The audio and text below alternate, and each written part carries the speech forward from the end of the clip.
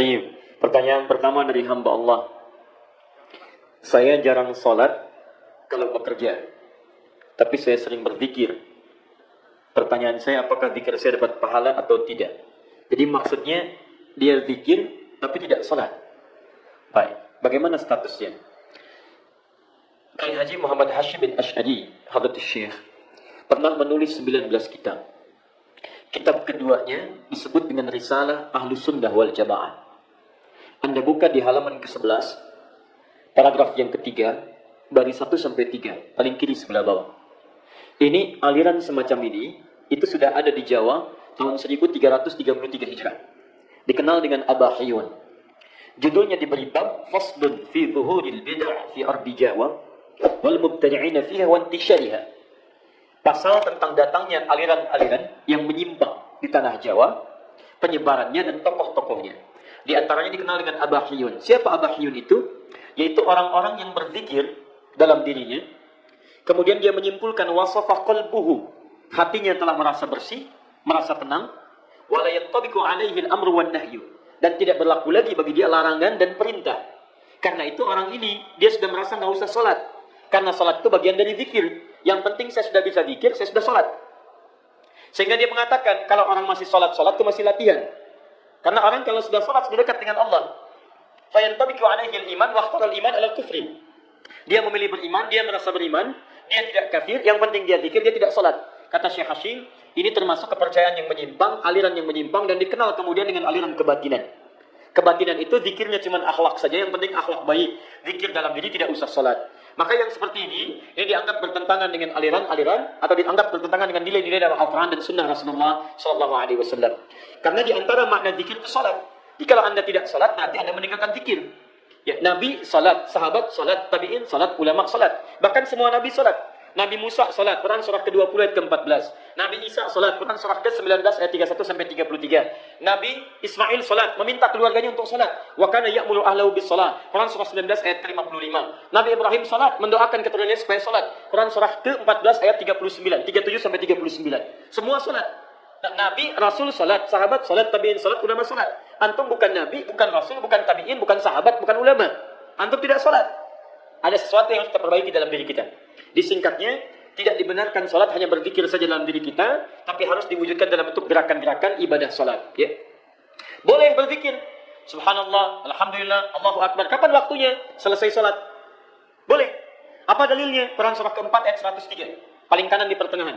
فَإِذَا قَضَيْتُمُ الصَّلَاةَ فَاذْكُرُوا اللَّهَ. Maka jika Anda telah tuntas mengerjakan sholat, silakan berzikir kepada Allah. Subhanallah, qiyaman wa qu'udan wa 'ala junubikum. Boleh sambil berdiri, boleh sambil duduk, boleh sambil berbaring. Apa di antara zikirnya? Astaghfirullah, astaghfirullah, astaghfirullah. Allahumma antas salam, minkas salam, tabarakta ya dzal jalali wal ikram. Hadis Muslim, hadis 593. Ya, la ilaha illallah wa la syarika lah, wal mulku wal hamdu wa ala kulli syai'in qadir. Hadis Muslim, hadis 595. Jadi, saya pertanyaan untuk yang pertama ini tidak diperkenankan, saya ulang, tidak diperkenankan meninggalkan salat dan mengganti dengan zikir-zikir dengan kalimat thayyibah saja. Bagaimana Ustadz kalau solusinya? Masalahnya saya sulit menemukan waktu sholat. Ada beberapa pertanyaan. Pekerjaannya tidak memberikan toleransi untuk menunaikan sholat, atau waktu-waktu yang diberikan tidak sesuai dengan waktu-waktu sholat. Bagaimana solusinya? Yang pertama, lihat kaidahnya.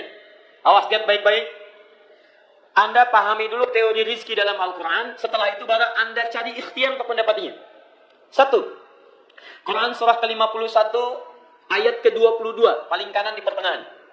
Wa fis samaa'i rizqukum wa ma tu'adun. Rizki Anda telah dijamin di langit dan dijanjikan akan diberikan. Saya ulang. Wa fis samaa'i, di langit, rizqukum, rizki kalian telah dituliskan. Wa ma tu'adun, dan dijanjikan akan diberikan. Di rizki Anda itu telah diatur, telah ada. Asal Anda mau mengambilnya, maka Allah berikan kepada Anda. Bagaimana cara mengambilnya? Turun Quran surah ke-2 Al-Baqarah ayat 168 paling kanan sebelah bawah. Ya ayyuhan nasu kulu mimma fil ardi halalan thayyiban. Hai manusia, silakan bekerja di dunia, di bumi silakan kerja dengan cara yang halal dan thayyib, dengan cara yang terbaik. Bagi orang beriman, Quran surah kedua ayat 172, paling kiri di pertengahan.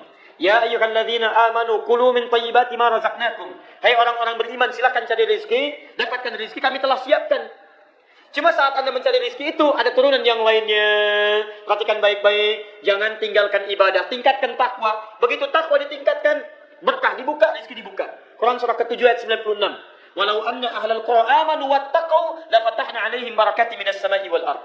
Dimohon maaf, Anda kerja halal, rezeki dapat. Anda kerjakan salat, rezeki dapat. Rezeki itu telah diatur. Yang belum ada jaminan itu surga antum. Antum meninggalkan salat, dapat rezeki juga. Tapi kalau antum tidak sholat, akhirat antum bermasalah. Rumusnya bagaimana? Rumusnya adalah, jangan takut antum tidak mendapatkan pekerjaan, karena takut kehilangan rezeki. Tidak. Rezeki itu telah diatur, asal antum mau kerja, dapat antum bagian dari rezeki. Karena itu saran saya, sambil antum mendapatkan pekerjaan yang baik, jalani pekerjaan sekarang, cari pekerjaan-pekerjaan yang tidak menyulitkan anda untuk mendapatkan sholat. Yuk cari dari sekarang. Kalau sekarang antum bekerja sulit sholat, antum sambil mencari, kemudian cari kemudahan-kemudahan menunaikan sholat. Misal, ada waktu sholat yang dalam kesulitan bisa dijamak, bahkan qasar. Quran surah keempat An-Nisa. Quran surah keempat An-Nisa ayat 102, paling kiri sebelah bawah. Quran surah keempat An-Nisa ayat 102, paling kiri sebelah bawah. Baca dari 101 sampai 102-nya ke kiri.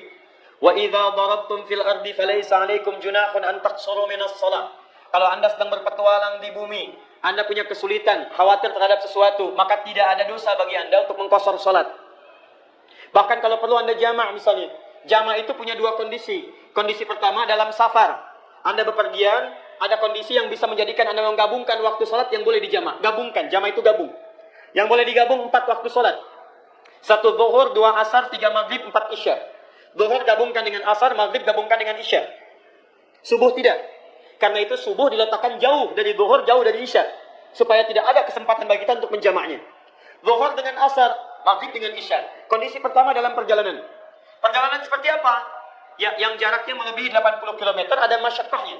Dia ada masafah, ada masyaqqah. Masafah itu jarak, masyaqqah itu kesulitan. Maaf, bisa. Anda dari Busan ke sini, ada kesulitan, macet luar biasa. Diprediksi habis waktu asyar, boleh Anda jamak. Bahkan qasar. Yang kedua, ini yang jarang orang ketahui.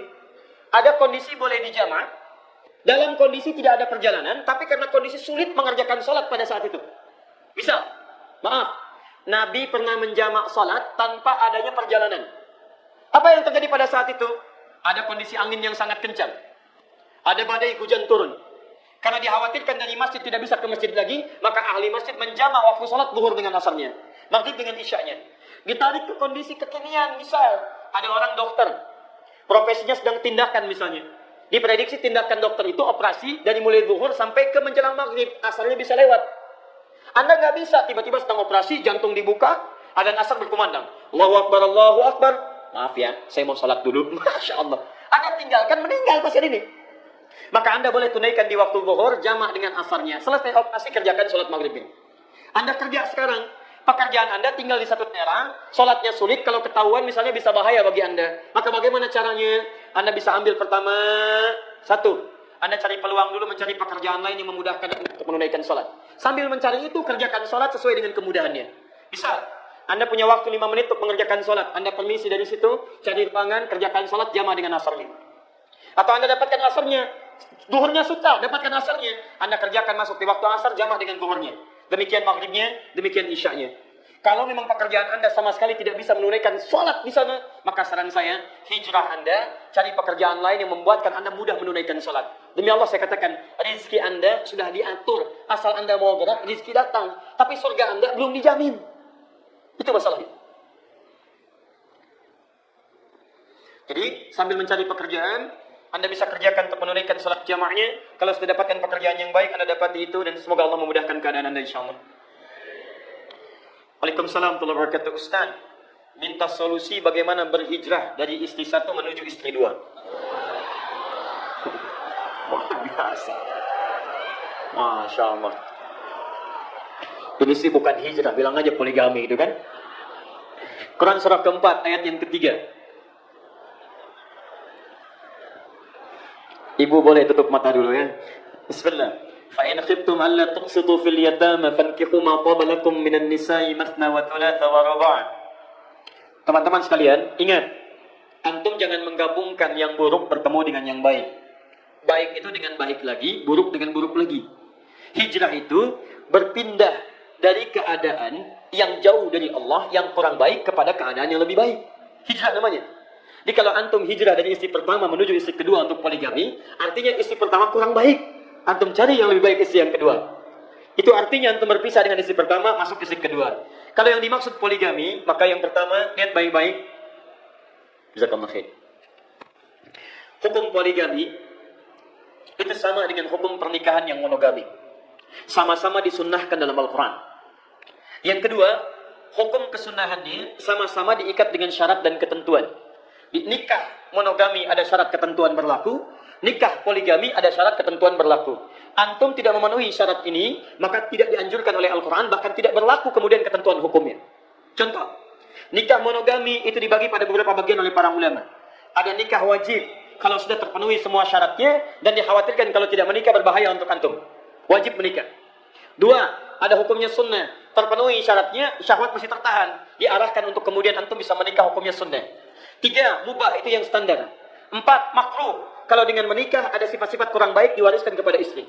Kelima, bisa haram. Awas, ada orang haram menikah. Kapan diharamkan baginya menikah?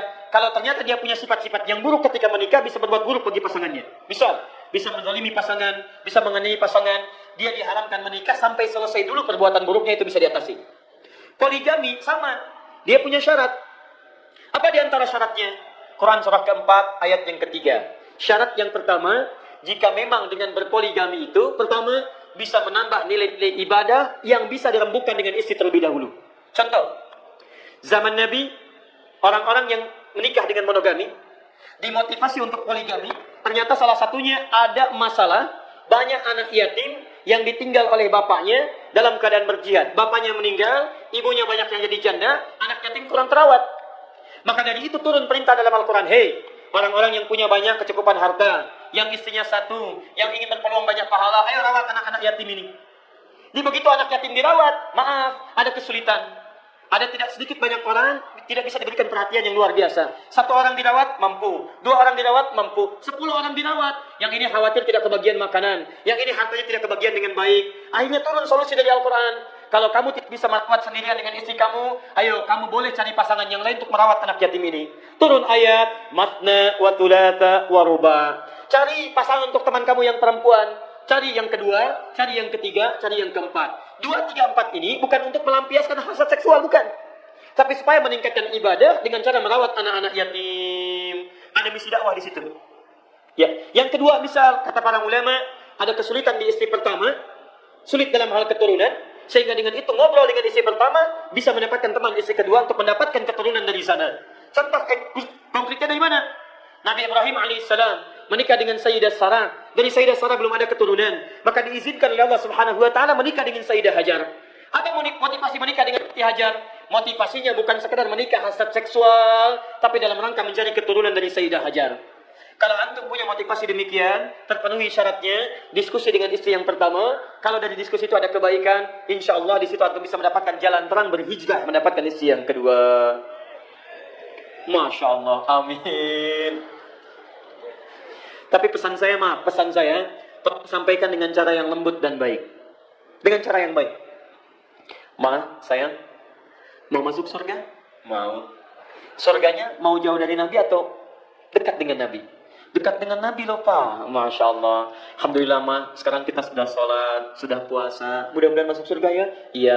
Tapi kata Nabi, ana wa kafilul yatimi kahataini fil jannah. Saya dan perawat anak yatim sedekat ini di surga. Mau sedekat itu di surga? Mau, Pak. Yuk kita rawat anak yatim. Masya Allah. Ayo, Pak. Boleh kumpulkan. Langsung bawa 30 orang ke rumah. Begitu bawa 30 orang. Mama kan gak kuat merawat 30 orang. Ada mah rumusnya dalam Al-Quran. Mama ingin mempraktikkan Al-Quran? Mau, Pak. Masya Allah. Bukan An-Nisa ayat yang ketiga. Fa'in khiftum ma tabalakum minan nisa masna wa thulatha wa ruba. Ma, dalam rangka menunaikan perintah Allah merawat anak yatim, ayo kita ke surga. Gimana caranya, Mbah? Cari mamah teman 1 lagi. Kalau tidak cukup, cari 2 lagi. Kan gak enak, Pak, kalau di rumah itu kan bukan mahram. Ayo kita jadikan mahram kita di keluarga. Masya Allah. Maksudnya poligami, Pak? Iya. Langkahi dulu mayat mama. Masya Allah. Cara yang baik. Jadi begitu masuk dengan cara yang baik, insya Allah ada kemudahan di dalamnya. Ustaz, apa hukumnya berkuliah di kampus milik agama orang lain? Boleh. Yang tidak boleh itu pindah agama ke agama orang lain. Boleh. Dalam perang Badar apa dalilnya? Dalam perang Badar teman-teman sekalian ditangkap beberapa orang, ketika ditawan Nabi meminta dia mengajar. Non-muslim mengajar orang Islam. Maka saat itu ada yang belajar dari orang-orang Yahudi, ada yang belajar bahasa Yunani, ada yang belajar bahasa Persia, ada yang belajar hitungan, yang mengajarkan non-muslim, yang belajar orang Islam. Jadi boleh kita mengambil faidah dari non-muslim dalam hal keduniaan kita, yang tidak boleh mencampur adukan agama dan ikut ibadah orang non-muslim. Pernah terjadi sekelompok non-muslim datang kepada Nabi malam-malam hari, utusan-utusan. Mereka mengatakan, ya Muhammad, kita memang beda, tapi jangan sampai perbedaan ini membuat kita berselisih. Kita gantian saja ibadah. Malam ini kami nyembah Tuhan kamu, besok kamu nyembah Tuhan kita. Turun satu surah disebut Al-Kafirun. Ujung ayatnya mengatakan lakum dinukum. Jadi kalau teman-teman diajak mengunjungi tempat ibadah, diajak ikut-ikutan, sampaikan, kami sangat menghormati, kami sangat toleran, mari kita saling berkasih sayang dalam urusan dunia. Cuman untuk ibadah kami tidak ingin ganggu. Kami duduk saja di sini, silakan Anda ibadah. Setelah selesai mari kita berkawan kembali. Tapi dalam urusan dunia, ingat, bukan hanya belajar boleh, bahkan Anda punya makanan, bagi, itu sunnah. Pernah dengar hadis ini? Siapa yang masak makanan, baunya sampai pada tetangganya, maka bagikan tetangganya walaupun cuma kuahnya. Baca sampai selesai hadisnya. Yang dimaksud bagi walaupun cuma kuahnya, bukan bagi kuahnya aja. Anda masak sotonya, Anda bagi kuahnya pada orang lain, tidak. Maksudnya, sekalipun yang dimasak cuma kuahnya, bagi kuahnya pada orang lain supaya dia tidak suudzon pada Anda. Tapi apakah hadis itu mengatakan kalau tetangga Anda non-muslim? Tidak. Anda tinggal di apartemen, Anda tinggal di rumah, samping Anda orang Korea non-muslim, Anda masak makanan, bagikan kepada dia. Begitu dia terima, dia katakan, aduh kamu baik sekali. Jawab, bukan baik, tapi ini Allah Tuhan saya memerintahkan saya untuk berbagi. Sampaikan. Besoknya Anda masak sayuran, masak, bagikan. Begitu dibagikan, Masya Allah, dia katakan, kok kamu baik sekali, kemarin dikasih, sekarang dikasih. Sampaikan, Islam agama saya, Rasul saya mengajarkan saya untuk berbagi. Besoknya Anda belum ngasih, dia ketok rumah. Dia ketok, Pak, Allah belum kasih berbagi hari ini. Masya Allah. Sampaikan, hari ini Allah perintahkan saya untuk berbagi bersama Anda. Datang, masak bareng-bareng, sampaikan nilai keislaman. Islam itu indah. Belajar di tempat non-muslim, boleh. Masak berbagi, boleh. Dalam urusan dunia, boleh. Yang tidak boleh mencampur adukan keyakinan dalam urusan ibadah. Ya. Tayyib. Saya teruskan sini dulu. Apakah boleh mengganti sholat Jumat dengan sholat zuhur 4 rakaat? Bagaimana hukumnya? Mengganti sholat Jumat dibolehkan dengan sholat zuhur jika memang tidak memungkinkan menunaikan sholat Jumat secara hukum syar'i. Misal, Anda dalam perjalanan safar, Anda dalam kesulitan yang tidak memungkinkan menunaikan sholat Jumat, maka Anda dibolehkan, bahkan diwajibkan mengganti Jumatnya dengan menunaikan sholat zuhurnya. Tunaikan 4 rakaat, hukumnya sah. Sah hukumnya. Nabi SAW dalam safarnya tidak menunaikan sholat Jumat. Yang beliau tunaikan sholat zuhurnya. Atau Anda dalam kesulitan misalnya, dalam keadaan khauf. Ya khauf, kesulitan. Ada ketakutan, ada kena bencana, tidak bisa keluar, tidak bisa ke masjid. Ada kena banjir, ada badai, ada dingin yang sangat luar biasa. Tidak bisa Anda ke masjid misalnya. Anda tunaikan sholat zuhur di rumah sebagai ganti sholat zuhurnya, sah dilakukan. Ya. Tapi mohon maaf, kalau urusannya kembali kepada pekerjaan, yang menjadikan Anda tidak bisa Jumat lagi, tidak bisa Jumat lagi, saran saya, sambil bekerja sekarang, cari pekerjaan lain yang bisa memudahkan Anda sholat Jumat. Sekali lagi, rizki Anda sudah diatur oleh Allah. Jangan takut kehilangan rizki. Hadisnya sahih. Sebelum Anda meninggal, semua rizki Anda akan diberikan kepada Anda. Anda sholat, Anda tidak sholat, rizki Anda diberikan. Tapi celakanya kalau Anda tidak sholat, maaf, Anda tidak sholat, akhirat Anda belum terjamin. Rizki Anda sudah dijamin, tapi surga Anda belum dijamin. Orang tidak sholat, tidak dapat rizki. Anda sholat, dapat rizki. Tapi persoalannya, yang sholat dapat surga, yang tidak sholat belum jelas surganya. Anda tinggal pilih saja. Mana pilihannya? Miskin dunia, kaya akhirat, atau kaya dunia, miskin akhirat. 1 atau 2? 3. Kaya dunia, kaya akhirat. Luar biasa. Bagaimana sebaik-baiknya doa bagi almarhumah ibu? Quran surah ke-17 ayat 23, paling kiri di pertengahan. Ya. Sampai ayat 20. Ya, wa qadara rabbuka alla ta'budu illa iyyahu wa bil walidayni ihsana. Imma yablughanna indakal kibara ahaduhuma aw kilahuma fala lahumā uffin wa la tanharhumā huma qawlan karīmā wakhfid lahumā janāha dhulli wa qul, dan katakan wa qur rabbirhamhuma kama rabbayani shaghira. Anda boleh katakan Allahumma arhamhuma kama rabbayani shaghira. Allahumma arham ummi, ya Allah tolong rahmati ibunda saya. Anda boleh mohonkan istighfar untuk ibunda Anda. Allahumma ighfir laha warhamha wa'fu anha wa'afiha wa'fu anha. Hadis riwayat Imam Al-Bukhari di kitabnya Al-Adabul Mufrad, nomor hadis 48, paling kanan sebelah atas. Ketika seorang anak beristighfar untuk bapaknya, ibunya yang ada di alam kuburnya, farufi'at lahu darajah, diangkat di alam kuburnya 1 derajat.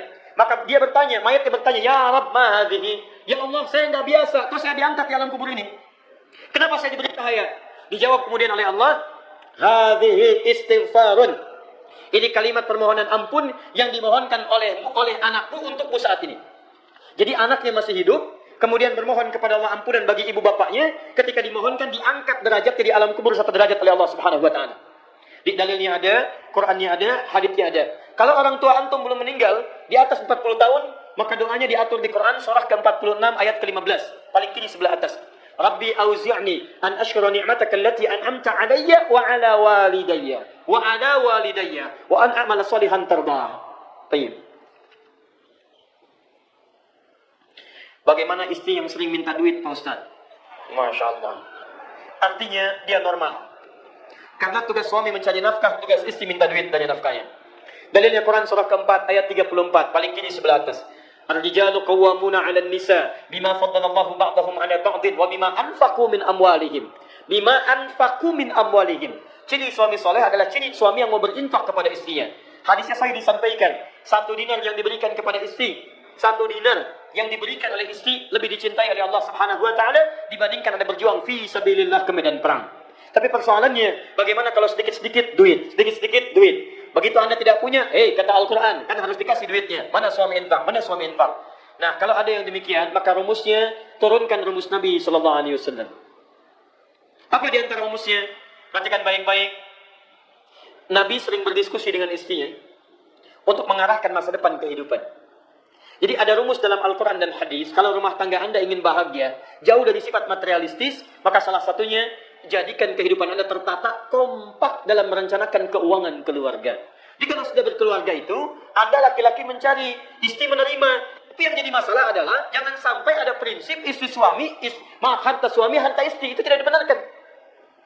Kadang-kadang yang istri agak kelewatan juga. Harta suami punya saya, harta saya punya saya. Tidak. Setelah Anda berumah tangga, harta dikumpulkan, lihat prinsipnya, perhatikan. Quran surah ke-28 ayat ke-7, paling kiri sebelah bawah. Ini diskusi yang pertama. Wabtaghi fima ataqallahu daral akhirah wa la tansa nasibaka minad dunya. Hei, saya titipkan harta kepada Anda untuk mencari peluang surga. Tapi jangan lupakan urusan dunianya.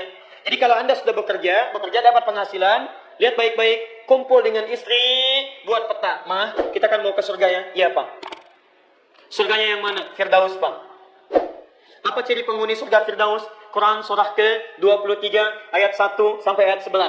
Apa cirinya? Qad aflahal mu'minun alladzina hum fi salatihim khashi'un, salatnya khusyuk, salat khusyuk. Li zakati fa'ilun, zakat keluarkan. Anil lagwi mu'ridun, jangan kerjakan yang sia-sia. Dari sini bikin peta hidup.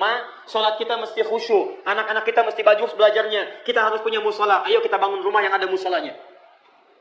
Ayo kita undang ustaz untuk mengajarkan cara salat yang khusyuk. Ayo cari pekerjaan yang tidak meninggalkan salat. Jadi ketika Anda mendapatkan istri yang baik, kemudian dapat pekerjaan yang baik, diskusi dengan istri bagaimana cara harta itu bisa mengantarkan Anda ke surga. Kalau istri diberikan tarbiyah yang baik, Anda punya tarbiyah yang baik, dijelaskan kepadanya dengan baik, dengan izin Allah Subhanahu wa taala akan terjadi ketentraman di rumah dan mendapatkan anugerah terbaik untuk mengantarkan harta itu ke surga Anda insyaallah. Jadi singkatnya pertama, berikan pemahaman dulu kepada istri bagaimana cara menggunakan harta itu dengan baik.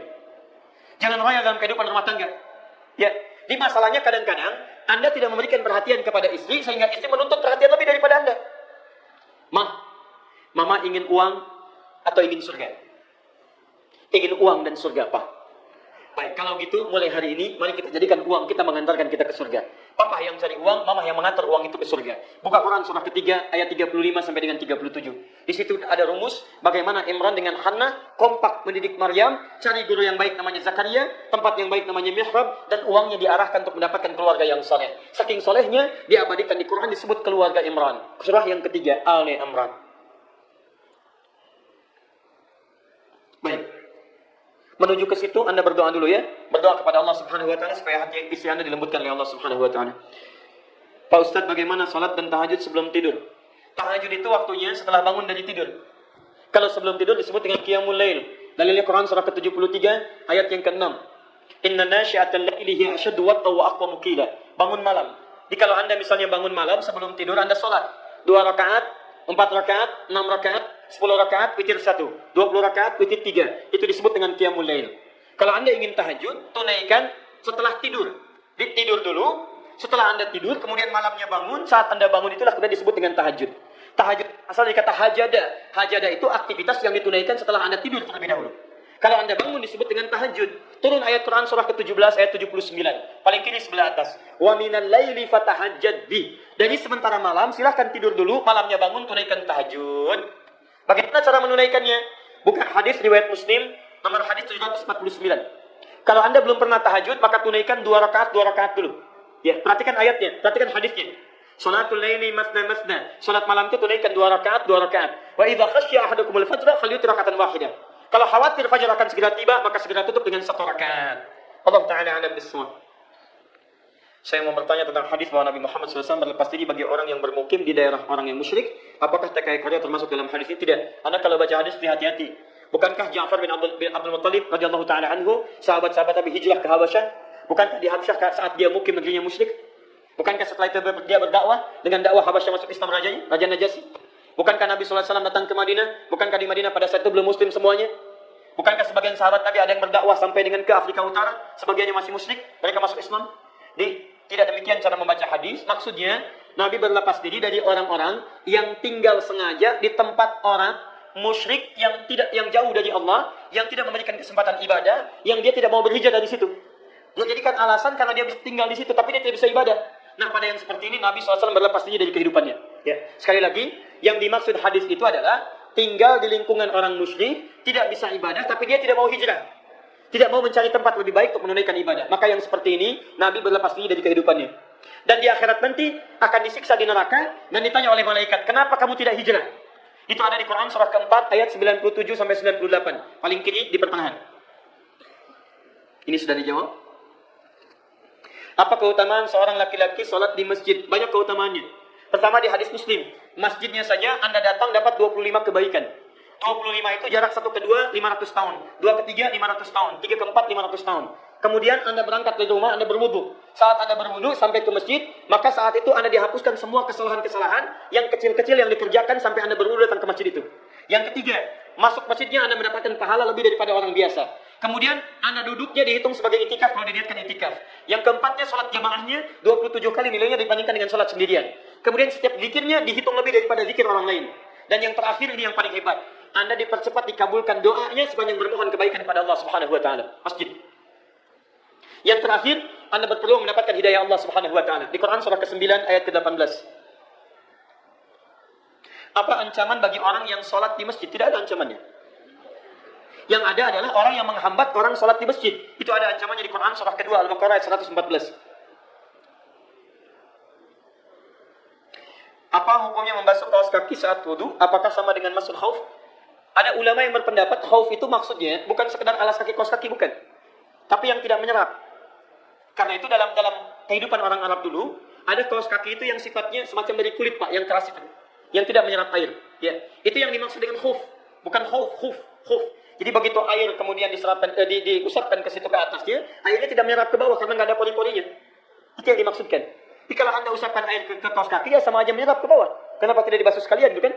Buka kaos kakinya, basuh dulu, kemudian tutup lagi pakai kaos kaki. Itu yang dibenarkan. Ya. Kalau khuf itu artinya, khuf itu alas kaki. Sifatnya terbuat dari kulit atau yang semacamnya yang tidak menyerap air. Itu atau liur anjing, begitu dimatikan, selesai semuanya, maka itu jadi netral lagi. Nah, ada yang meneliti sekarang, diambil sifat-sifat tanahnya, dijadikan semacam jenis sabun, kemudian digunakan untuk membersihkan itu semua. Kalau sifatnya selesai 7 kali basuhan, dengan sifat tadi selesai, maka boleh digunakan. Tapi kalau tidak dibasuh dengan seperti itu, apalagi terus digunakan untuk babi, pakai lagi. Babi pakai bagi. Misal, ada bubur halal, bubur haram. Di tempat yang sama, penggorengannya sama, tempatnya sama, cuman menunya yang beda. Yang seperti itu kita harus meninggalkannya karena ada syakkun, keraguan di dalamnya. Boleh jadi yang kita pakai untuk bubur ayam sebelumnya dipakai untuk bubur babi. Allah Ta'ala alam bissawab. Nah, seperti itulah kira-kira kesulitannya. Apakah gibah ada yang diperbolehkan atau semuanya haram? Kalau disebut gibah itu haram. Yang boleh itu adalah menyebutkan keburukan orang lain sebagai persaksian dalam mahkamah. Itu boleh. Misal, ada seorang misalnya diangkat jadi saksi, ingin diminta pembuktian tentang keburukan orang yang sedang akan dihukum terdakwa. Menurut saudara saksi, bagaimana sifat terdakwa itu saat melakukan keburukan? Maaf Pak Hakim, saya tidak bisa menjawab. Itu gibah, dosa Pak Hakim. Gak bisa. Kalau kesaksian tidak bisa diungkap, maka perbuatan buruk tidak bisa dibuktikan. Yang seperti itu boleh. Tapi kalau seperti mengungkap keburukan orang lain tidak dalam tempat yang dibenarkan, itu hukumnya gibah. Haram hukumnya. Orang gibah di akhirat nanti akan dibangkitkan oleh Allah. Kemudian setiap kalimat gibahnya akan diciptakan orang yang digibahkan dari kalimatnya. Kepalanya, lehernya, badannya, sampai kakinya. Setelah itu dibuat bangkai dan hukumannya diminta memakan bangkainya. Allahu a'lam. Umumnya kami di sini bekerja di Korea, satu pekan siang, satu pekan malam. Alhamdulillah di sela-sela kami bekerja diberikan kesempatan untuk sholat. Tapi dalam 2 pekan kami hanya bisa sholat Jumat 1 kali ketika kerja malam hari. Yang menjadi pertanyaan kami ketika kerja pada siang hari tidak dapat sholat Jumat, bagaimana hukumnya Ustaz? Apa di sini ada uzur syar'i? Tadi saya terangkan kepada Anda, kalau Anda bisa mendapati pekerjaan yang memudahkan Jumat itu yang terbaik. Tapi kalau Anda tidak memungkinkan mengerjakannya dalam batas ma'dzur, ya diberikan maaf oleh syar'i, tidak selamanya. Anda dalam rangka mencari pekerjaan, Anda diberikan maaf di sini. Tapi tidak boleh ini berlanjut keseringan, terus-terusan. Ya. Karena Jumat itu wajib bagi setiap kita. Yang seperti ini sudah ada di Quran, dijelaskan sejak zaman Nabi. Quran surah ke-62 ayat ke-11. Paling kiri di pertengahan. Wa idza ra'au tijaratan aw lahwan infaddu ilaika wa tarakuka qa'iman. Qul ma indallahi khairum minal lahwi wa minat tijarah. Wallahu khairur raziqin. Muhammad, pernah ada orang di masa Nabi, Nabi sedang khutbah Jumat, tiba-tiba orang-orang keluar untuk bekerja dan mengambil diskon dari barang dagangan. Ditinggalkan Nabi jumlahnya 12. Cuma 12 orang yang tinggal di masjid. Saat itulah turun ayat, kata Allah, lihat baik-baik ayatnya. Qul ma indallahi khairum minal lahwi wa minat tijarah. Muhammad, katakan pada orang-orang yang memilih pekerjaannya dibandingkan Jumatannya. Kata Allah, lihat baik-baik. Kalau mereka bisa mencari pekerjaan lebih baik, Allah akan berikan rizki yang berlipat dibanding pekerjaan sebelumnya. Wallahu khairur raziqin. Allah yang ngatur rizki bukan kamu. Kata Allah, bagaimana kamu kalau saya wafatkan dalam keadaan tidak menunaikan Jumat? Karena itu, dalam saat ini Anda ma'dzur. Ya Anda dimaafkan, tapi tolong cari pekerjaan yang membuat Anda memudahkan untuk ibadah salat Jumat. Allah Ta'ala alam bis-shawab. Ada 7 menit lagi. Apa hukum orang yang mengucapkan amin di dalam salat yang tidak mengucapkannya juga? Salat tidak mengucapkan amin, terus Anda mengucapkan amin. Maksudnya apa ini? Apa hukum orang mengucapkan amin di dalam salat yang tidak mengucapkan juga? Ya, imam tidak mengucapkan amin, gini. Imam mengucapkan waladhdallin. Mau imam baca amin, mau tidak, mau membaca amin. Jadi baca amin itu tidak harus tunggu imam. Ghairil maghdubi alaihim waladhdallin. Amin. Tidak harus tunggu imam. Antum diam aja, imamnya juga bingung. Amin. Kenapa nggak amin? Anda belum amin. Masya Allah. Batal semua salatnya. Sampingnya bilang, jangan ngobrol. Batalkan salat. Untung saya nggak ngobrol. Kata yang satu, semua batal salatnya. Jadi kalau imam baca waladhdallin tidak harus tunggu imam. Imam baca silent, aminnya. Ada amin silent, silakan. Amin. Ada dikeraskan, amin. Mau imam baca kencang atau tidak, tetap makmum baca amin. Dan dengan kuasa Allah, kita bisa kompak dalam amin. Itu isyarat. Salatnya kompak, hidupnya pun mesti kompak. Silakan cek. Imam suara rendah, makmumnya rendah. Cek. Ghairil maghdubi alaihim waladhdallin. Ghairil maghdubi alaihim waladhdallin. Masya Allah. Tidak ada imam rendah, makmumnya tinggi. Ghairil maghdubi alaihim waladhdallin. Tidak ada rendah. Amin.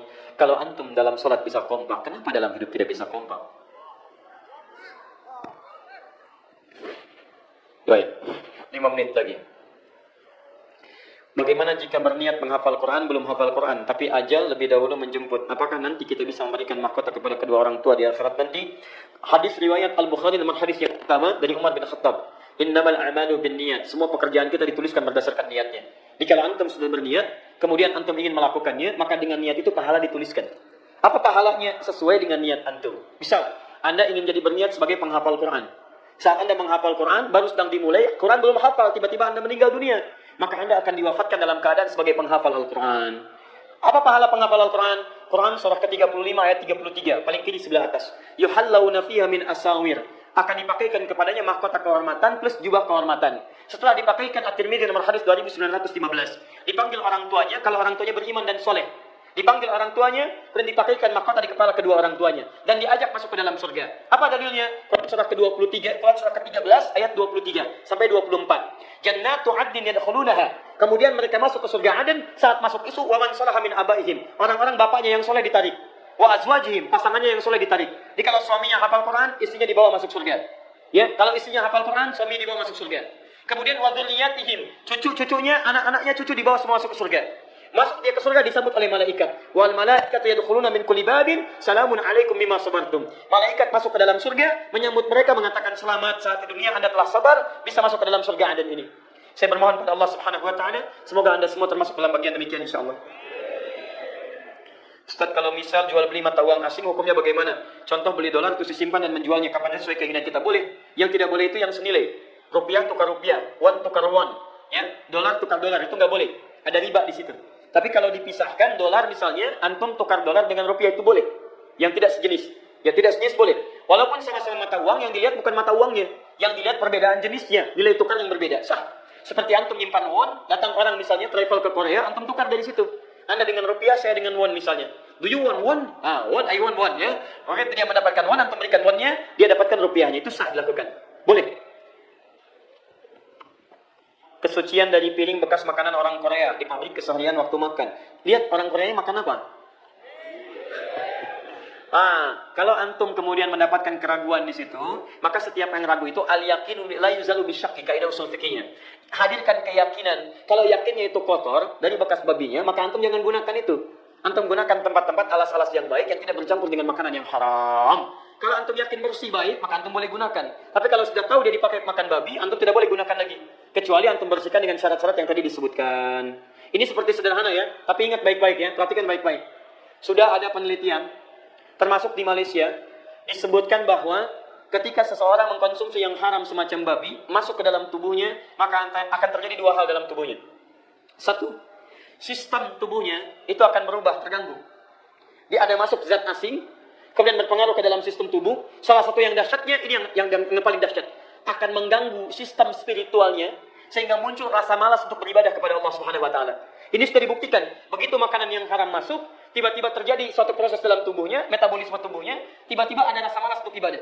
Makanya silakan antum cek. Orang yang keseringan makan babi, menggunakan yang haram-haram, ketika yang haram masuk, maka yang baik-baik akan keluar dari dalam dirinya. Antum gunakan yang haram misalnya, yang haram masuk, ibadah susah, baca Quran sulit dan sebagainya, itu sudah ada hadisnya. Sudah ada hadisnya.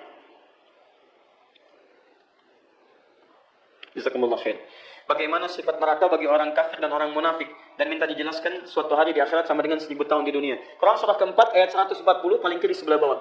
Wa qad nazzala 'alaikum fil kitabi an idza sami'tum ayatillahi yukfaru biha wa yustahza'u biha fala taqudu ma'ahum hatta yakhudhu fi haditsin ghairihi. Innakum idzan mithluhum innallaha jami'ul munafiqina wal kafirina fi jahannam jami'an. Orang munafik, orang kafir letaknya di neraka jahanam. Bagaimana kondisi neraka jahanam? Maaf, belum masuk sudah tercium baunya. Masuk ke alam kubur ditampakkan dari pagi sampai petang. Dalilnya kan surah ke-40 ayat ke-46.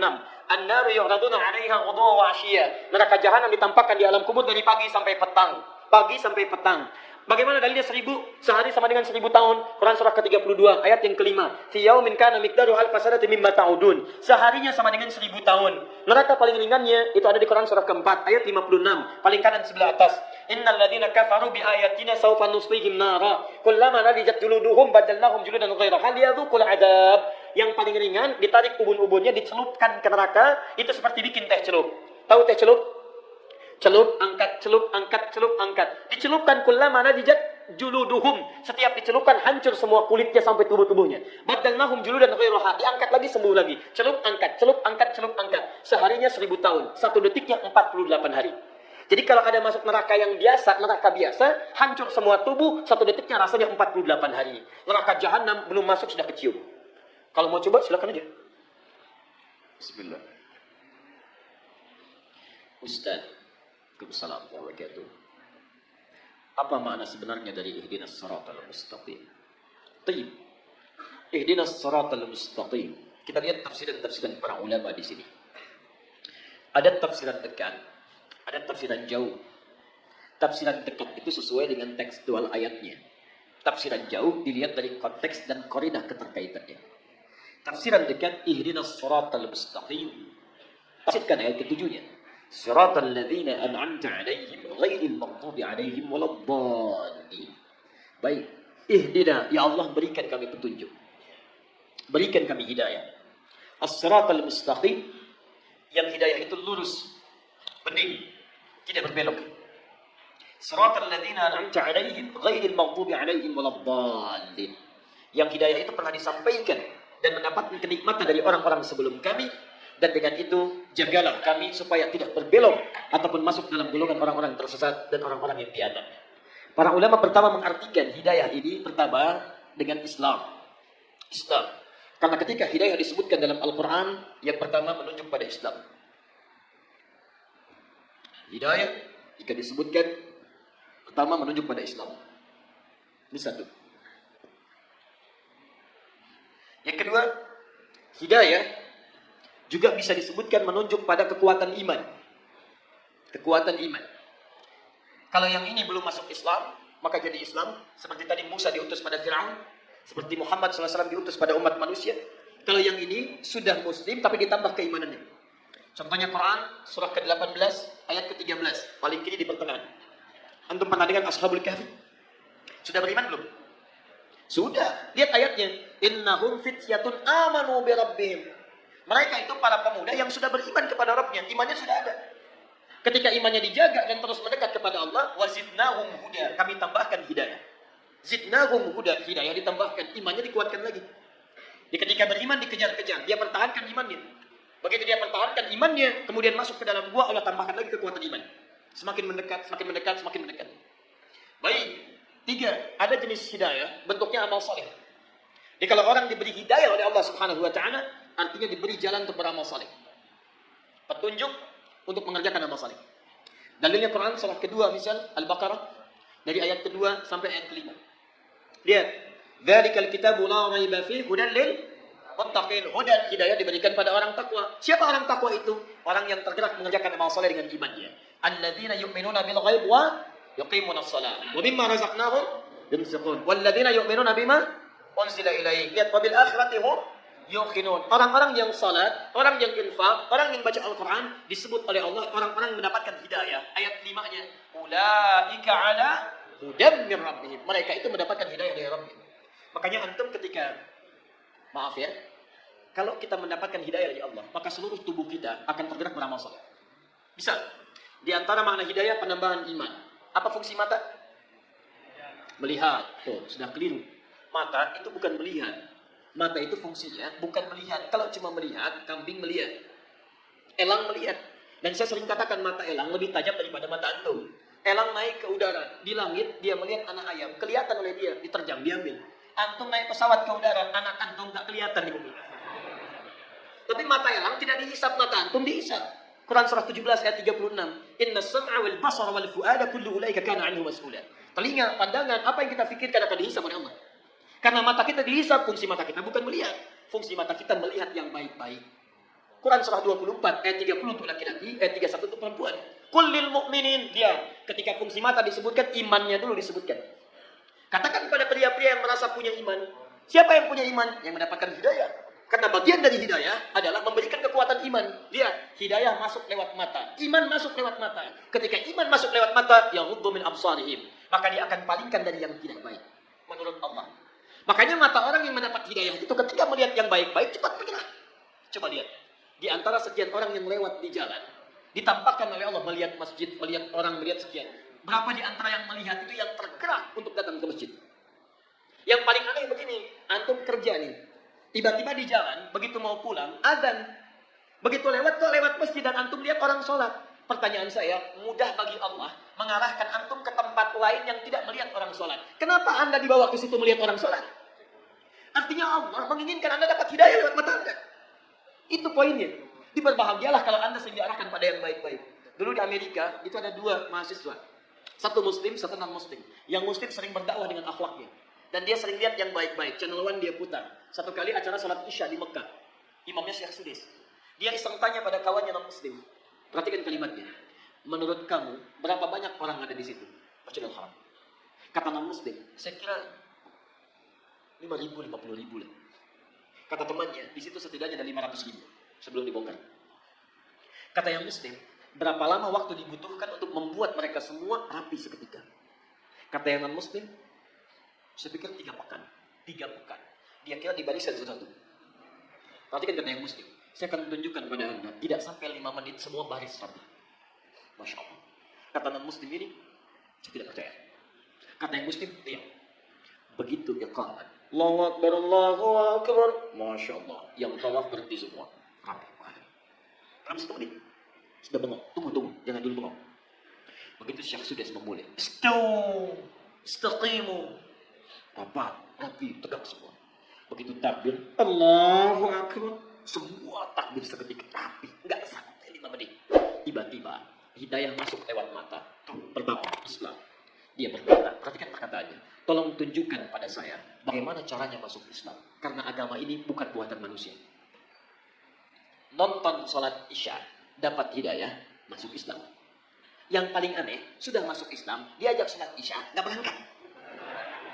Apa ini? Hidayah masuk lewat mata.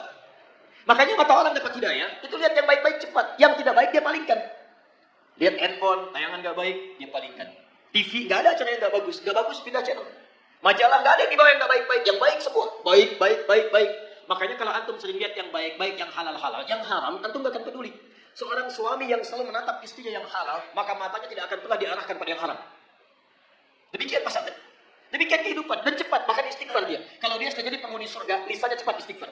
Quran surah ketiga, ayat 133. Wasari'u ila maghfirah. Perhatikan, ada calon penghuni surga seluas langit dan bumi, orang takwa, itu cepat beristighfar. Begitu dia lihat tayangan yang tidak baik, dia palingkan. Lisannya istighfar, astagfirullah. Dan cepat. Antara lisan dengan mata itu seimbang. Palingkan, astagfirullah. Nggak ada yang terlambat. Astagfirullah. Nah, itu belum. Jelas ya? Jadi, ihdinas siratal mustaqim bisa dipahami sebagai bimbingan dari Allah sudah mendapatkan keislaman. Bisa peningkatan iman, bisa peningkatan amal saleh, ya, bisa petunjuk pada yang baik-baik. Tapi ihdinas siratal mustaqim yang tidak berbelok, yang lurus, yang baik, yang tegas, yang nyaman. Dan inti paling besar itu Al-Quran. Nanti tafsir siratal ladzina an'amta 'alaihim ghairil maghdubi 'alaihim ditafsirkan di Quran surah keempat ayat 69. Yaitu ada para nabi. Ulaika ma'al ladzina an'ama Allahu minan nabiyyin was-siddiqin wasyuhada was-shalihin. Jadi kalau antum ingin seperti orang-orang mendapatkan hidayah, ikuti manhaj para nabi, ikuti orang-orang saleh, ikuti jejak para syuhada, ikuti orang-orang jujur. Maka bagaimana caranya? Wa may yuti'allaha war rasul. Ikuti Allah dan Rasul. Itu caranya. Ya. Jadi asal katanya sebetulnya kalau secara bahasa tafsiran ini tidak dekat kepada tunjukkan jalan yang lurus. Ya, tapi itu kadang sering dipakai. Saya pernah tugas di Saudi di Mekah tahun 2010. Itu ada sebagian jemaah yang tersesat dari maktabnya. Tapi saya yakin bukan orang Medan. Ya. Kemudian dia bingung kembali, nggak tahu jalan. Lihat askar Saudi, dia nggak bisa bahasa Arab. Askar nggak bisa bahasa Indonesia, nggak nyambung dua-duanya.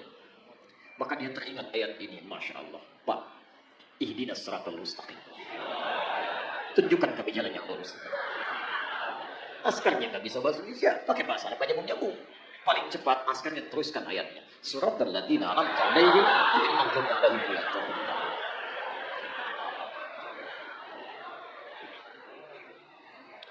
Waalaikumsalam warahmatullahi wabarakatuh. Ustaz, tolong bagi ilmu untuk cara menghadapi fitnah Dajjal. Fitnah Dajjal ada dua. Ada Dajjal dan Masih Dajjal. Dajjal misal, ada Masih Dajjal. Beda. Kalau Masih Dajjal itu makhluknya, tanda akhir zaman. Kalau Dajjal disebutkan, itu biasanya sifat-sifat yang menyerupai sifat Dajjal.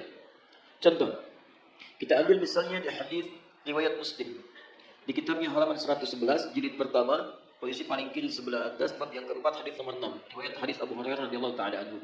Kalau ingin mirip bukunya, cari syarah saya Muslim, syarah Imam An-Nawawi. Saya punya 9 jilid warna biru dongker, cetakan tahun 2002. Saya beli 26 jilid di Husainiyat di Mesir, cetakan Darul Hadis. Lihat baik-baik hadisnya. Sayati akan datang alaikum pada kalian semua fi akhir zaman, di akhir-akhir masa kehidupan. Dajjaluna kadzabun. Disebutkan Dajjal, jamak lagi bentuknya. Para Dajjal. Kadzabun yang terbiasa berdusta. Baik. Apa dustanya? Ternyata bukan urusan dunia. Kalau dusta urusan dunia, zaman jahiliyah juga sudah ada. Coba lihat. Orang jahiliyah dusta, makanya turun ayat wailul lil mukadzibin, celaka para pendusta. Orang jahiliyah curang dalam bisnis, turun ayat wailul lil mutaffifin. Bukan urusan itu. Dustanya yuhadditsunakum bima lam tasma'uhu wa la yasma'unahu aba'ukum. Mereka akan banyak berdusta tentang urusan agama kalian.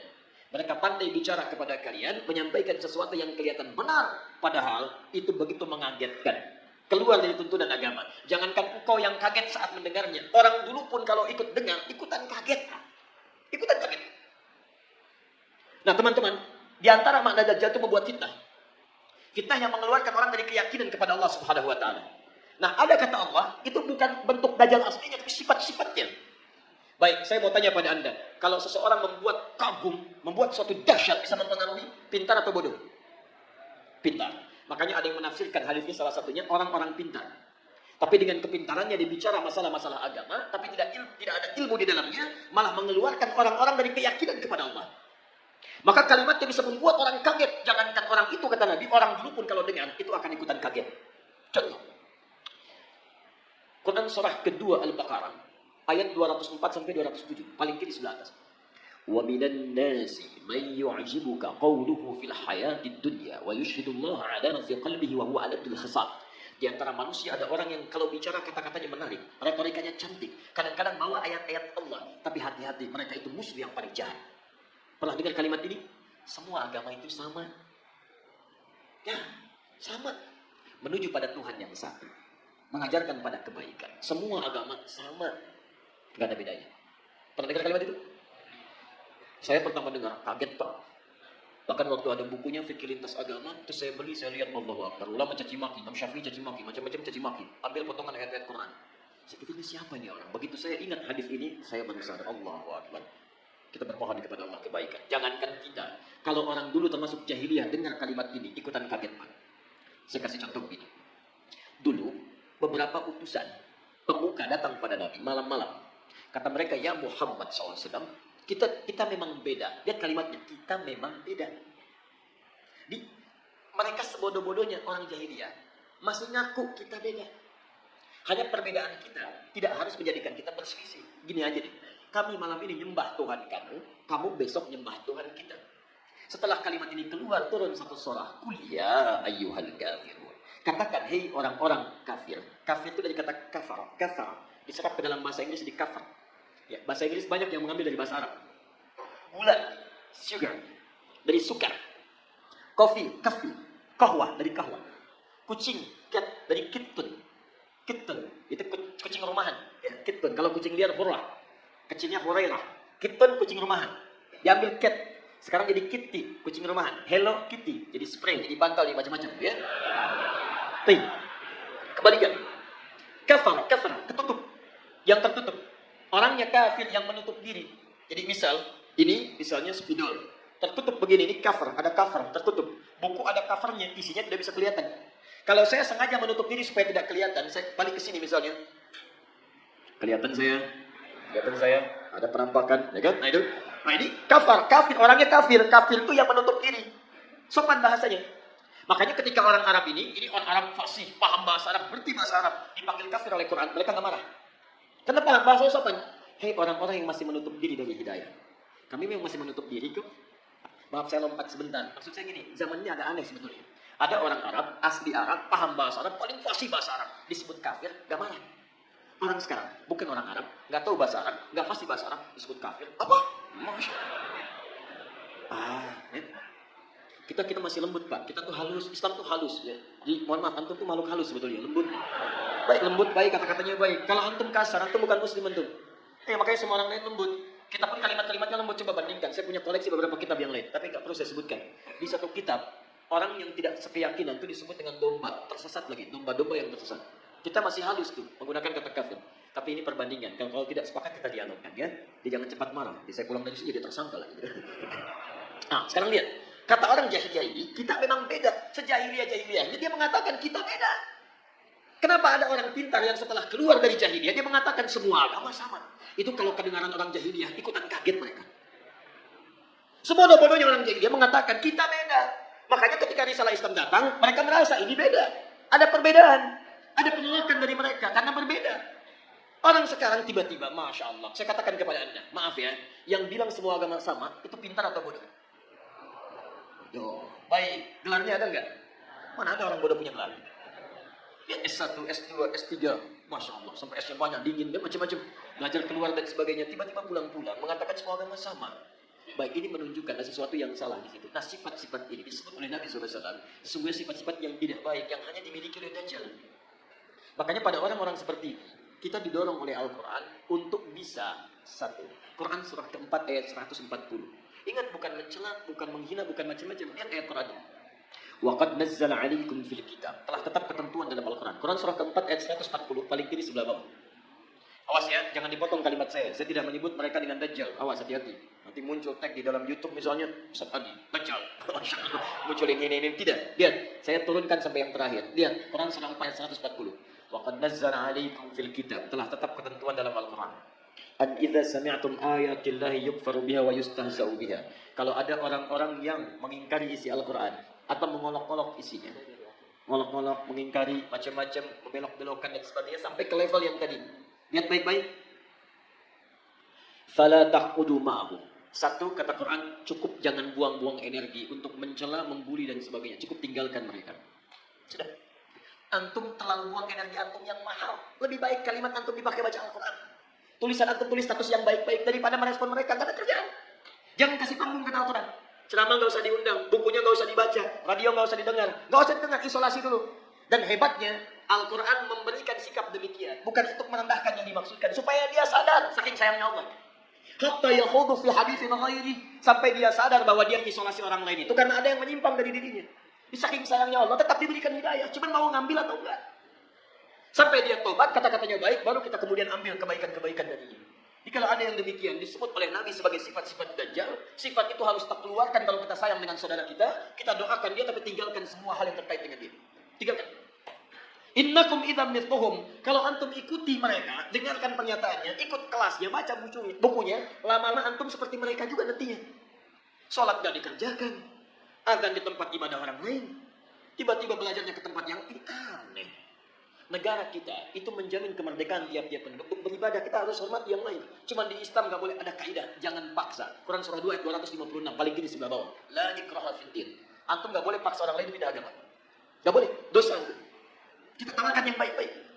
Tapi kita pun dicinta oleh Al-Quran untuk zero toleransi. Toleransi tertinggi adalah biarkan orang lain dengan kepercayaannya masing-masing. Lakum dinukum waliyadin. Tapi kita dakwahi dalam kebaikan. Mau ikut, alhamdulillah. Tidak ikut, gak apa-apa, gak boleh paksa. Dan setiap orang yang beragama dijamin oleh undang-undang negara kita. Pasal 29, ayat 1-2. Ayat 2-nya, negara menjamin kemerdekaan tiap-tiap penduduk untuk memeluk agamanya masing-masing dan beribadah menurut agama dan kepercayaannya itu. Beribadah menurut agama dan kepercayaannya itu. Kita saat beribadah kepada Allah, keyakinan pertama, yakin Islam yang paling benar. Itu ibadah tertinggi kita. Ibadah lisan. Turun Quran surah 3 ayat 19, paling kiri sebelah atas. Inna dina indallahil Islam. Makanya ketika seorang mengatakan Islam yang paling benar, satu, dibenarkan oleh Quran, dijamin oleh undang-undang. Tidak salah untuk mengatakan Islam yang benar. Jadi kalau ada orang pintar mengatakan di sini, bukan cuma Islam yang benar, dia orang bodoh.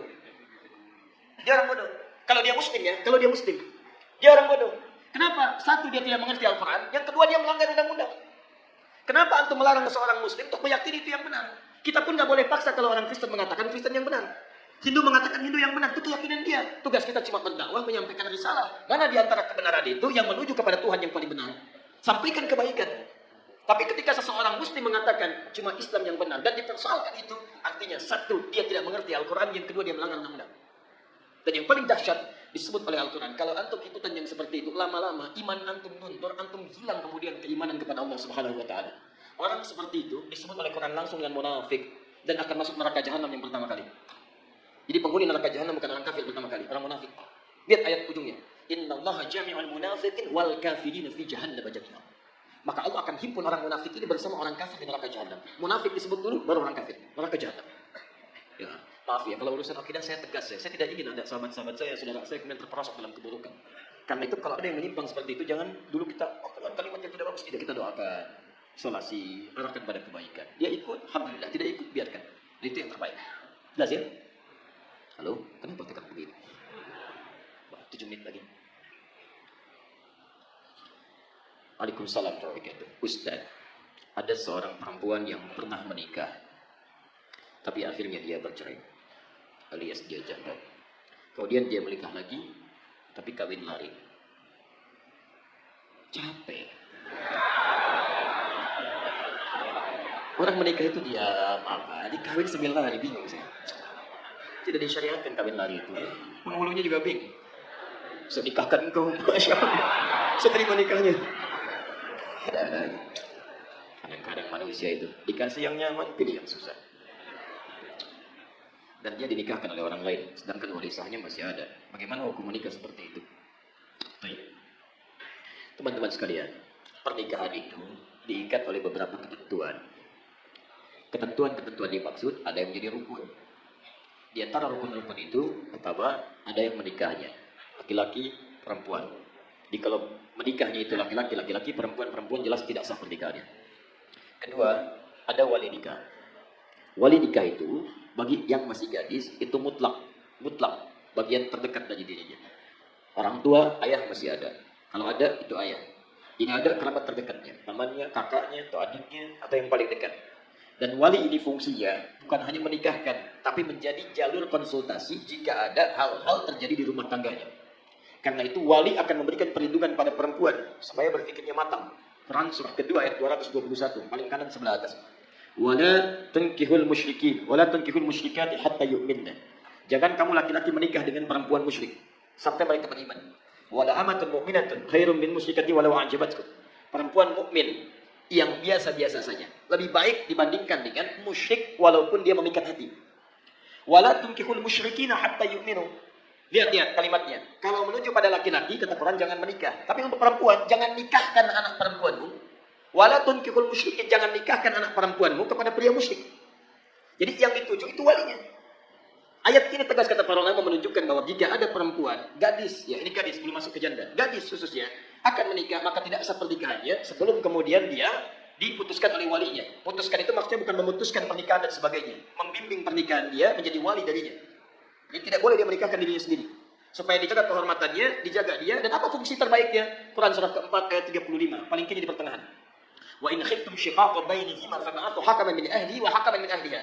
Kalau di rumah tangga terjadi cekcok luar biasa yang menjadikan tidak bisa diselesaikan oleh kedua suami istri itu, maka konsultasilah kepada wali, hakim yang paling bijak. Siapa yang paling bijak? Yang paling bijak, yang paling bagus adalah yang Anda tunduk jadi wali yang menikahkan Anda. Karena itu yang paling dekat dengan Anda, yang paling mengerti Anda. Makanya ketika seseorang menikahkan, itu hati-hati. Bukan cuma mengatakan, saya nikahkan kau begini-begini. Tapi ketika punya persoalan, dia harus jadi bagian dari itu untuk konsultasi dan sebagainya. Makanya saya ingatkan pada perempuan-perempuan, jangan anggap enteng wali. Yang penting nikah, tidak. Wah, walinya siapa? Pengennya sih wali songo. Oh, itu tidak bisa. Ada wali bagian kerabat Anda. Jadi jangan anggap enteng. Anda sudah kawin lari, capek, gak ada wali dan sebagainya. Gitu kan? Repot. Ini bagian pertama. Kemudian ada mahar. Kemudian saksi. Minimal 2 orang saksi. Di tempat yang sama. Kalau ini terjadi maka sah pernikahannya. Sekarang statusnya bagaimana dengan janda? Sebagian ulama madzhab mengatakan seorang janda, maka dia tidak harus minta izin kepada wali atau keluarga terdekatnya, baik ayah, ibu dan sebagainya. Dia punya hak karena pernah menikah. Dia punya hak di situ untuk bisa mengajukan pernikahan sekalipun kemudian tidak harus izin dari keluarga terdekatnya.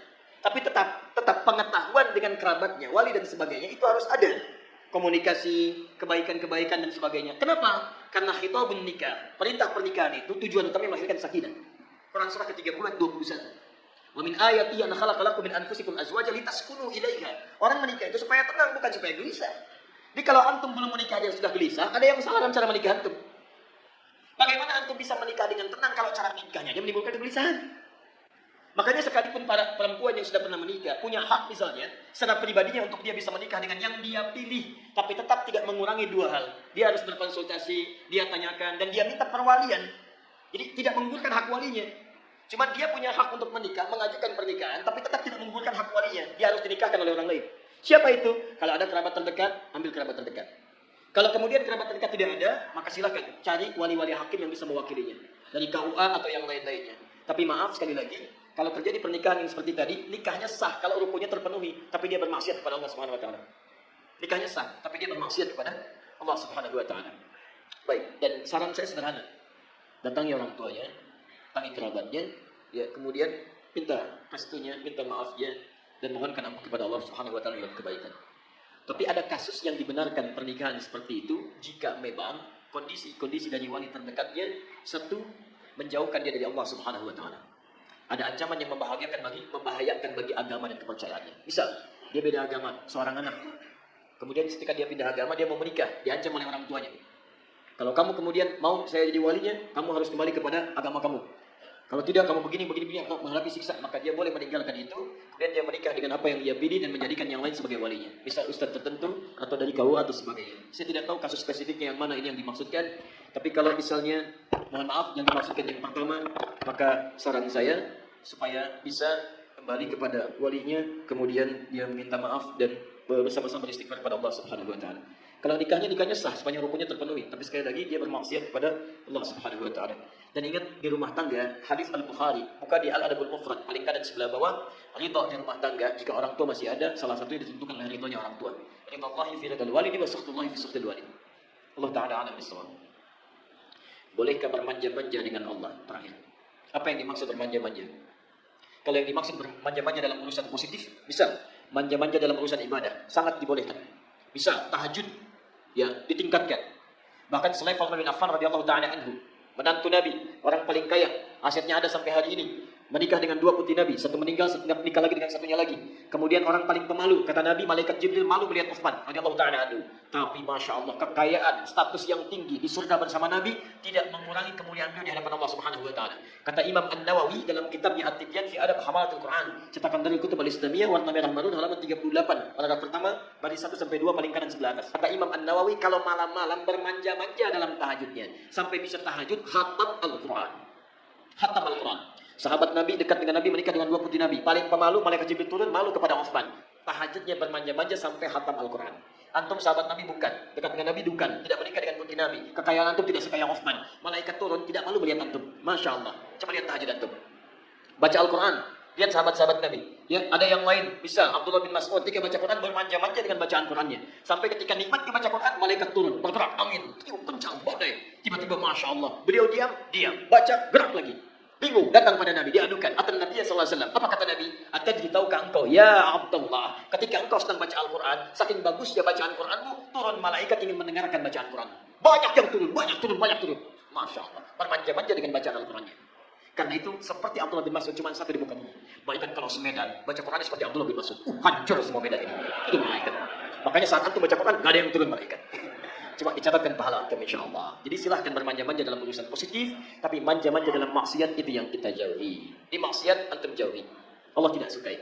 Mulai hari ini, ayo kita kembali pada Quran. Jadi orang baik dari ujung kepala sampai ujung kaki. Dan itu insya Allah mengantarkan kita ke surga bersama keluarga kita. Ya, jadi saya tidak ingin dengar ada pengusaha dari sini dia tidak baik. Baik, jangan terima hal yang tidak benar. Masuk ke ruang kerja, ada tiba-tiba uang Pak 10 juta Pak. Dari mana?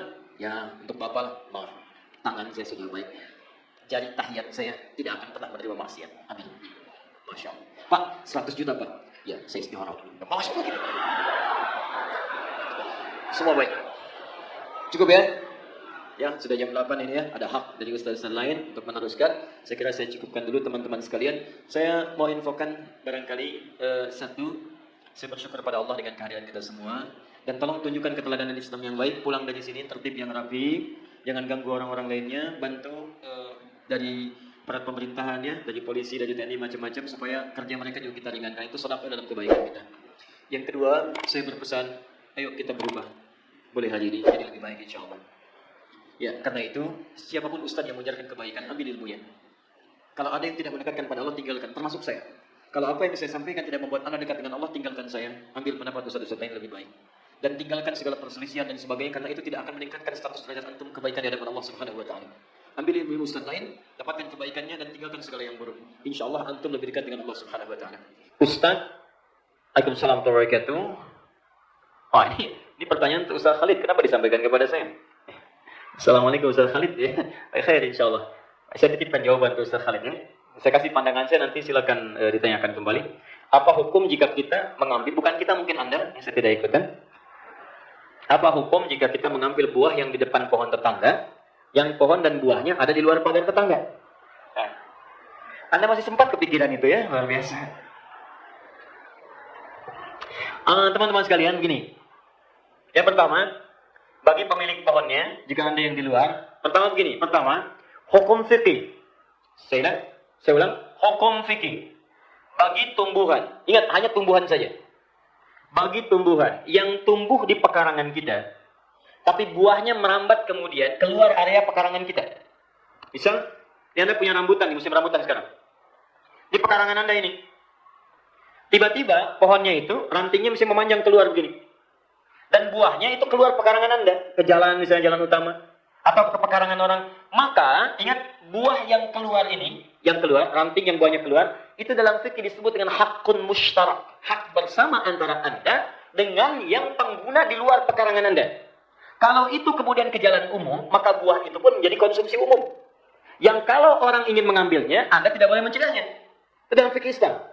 Kenapa? Satu, karena teman-teman sekalian, pertama, kotoran yang jatuh dari situ itu ke pekarangan luar, bukan di tempat Anda.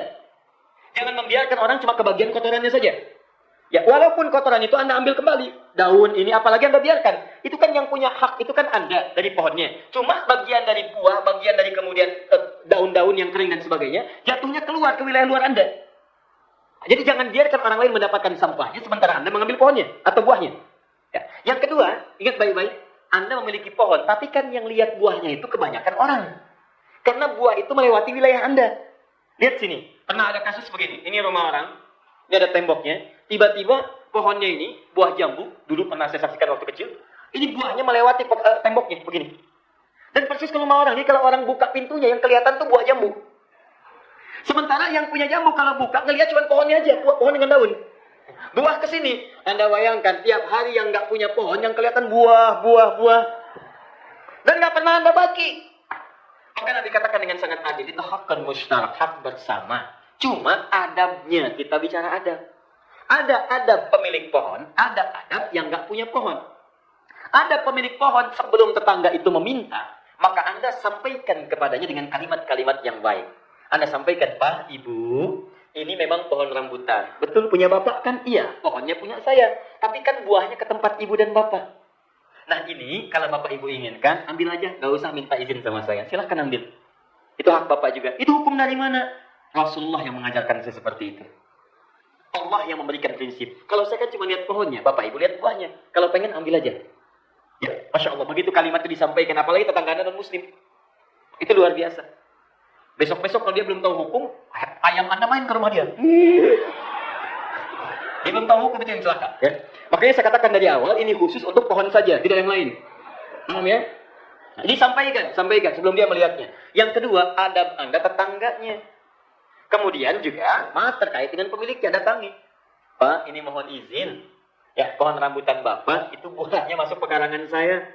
Oh gitu ya, mengganggu ya. Kalau gitu saya tebang aja deh gitu. Oh jangan Pak, sayang, itu kan makhluk Allah juga. Ya baik, kita rawat sama-sama aja. Ya, Bapak rawat sana, yang sini pun saya rawat. Kalau daunnya jatuh ke tempat saya, nggak apa-apa, nanti saya aja yang sapu. Bapak nggak usah repot-repot ke sini. Terima kasih banyak Pak. Ya Alhamdulillah. Cuman mohon izin kalau boleh diperkenankan, Pak. Buahnya juga mungkin kalau saya kira-kira perlu, boleh Pak ya saya ambil. Itu kalau Anda kalimatnya sopan, baik dan sebagainya, itu indah kalimatnya. Silakan Pak, nggak usah minta. Begitu berbuah, Bapak silahkan udah merah, ambilin aja Pak. Gak ada masalah. Kalau sudah seperti itu, Anda enak ambilnya. Jelas ya? Jadi kita simbiosis mutualisme aja. Datang adabnya. Walaupun Anda berhak, tapi jangan cari persoalan. Coba ya? Jelas ya?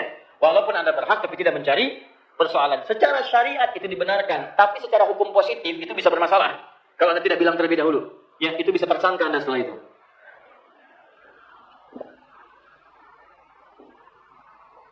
Maka mohon izin bagi yang menanam tumbuhan, ya kita paham-paham aja. Kalau Anda tanam kemudian teman-teman sampai buahnya keluar, berarti Anda sudah meniatkan untuk berbagi dengan orang.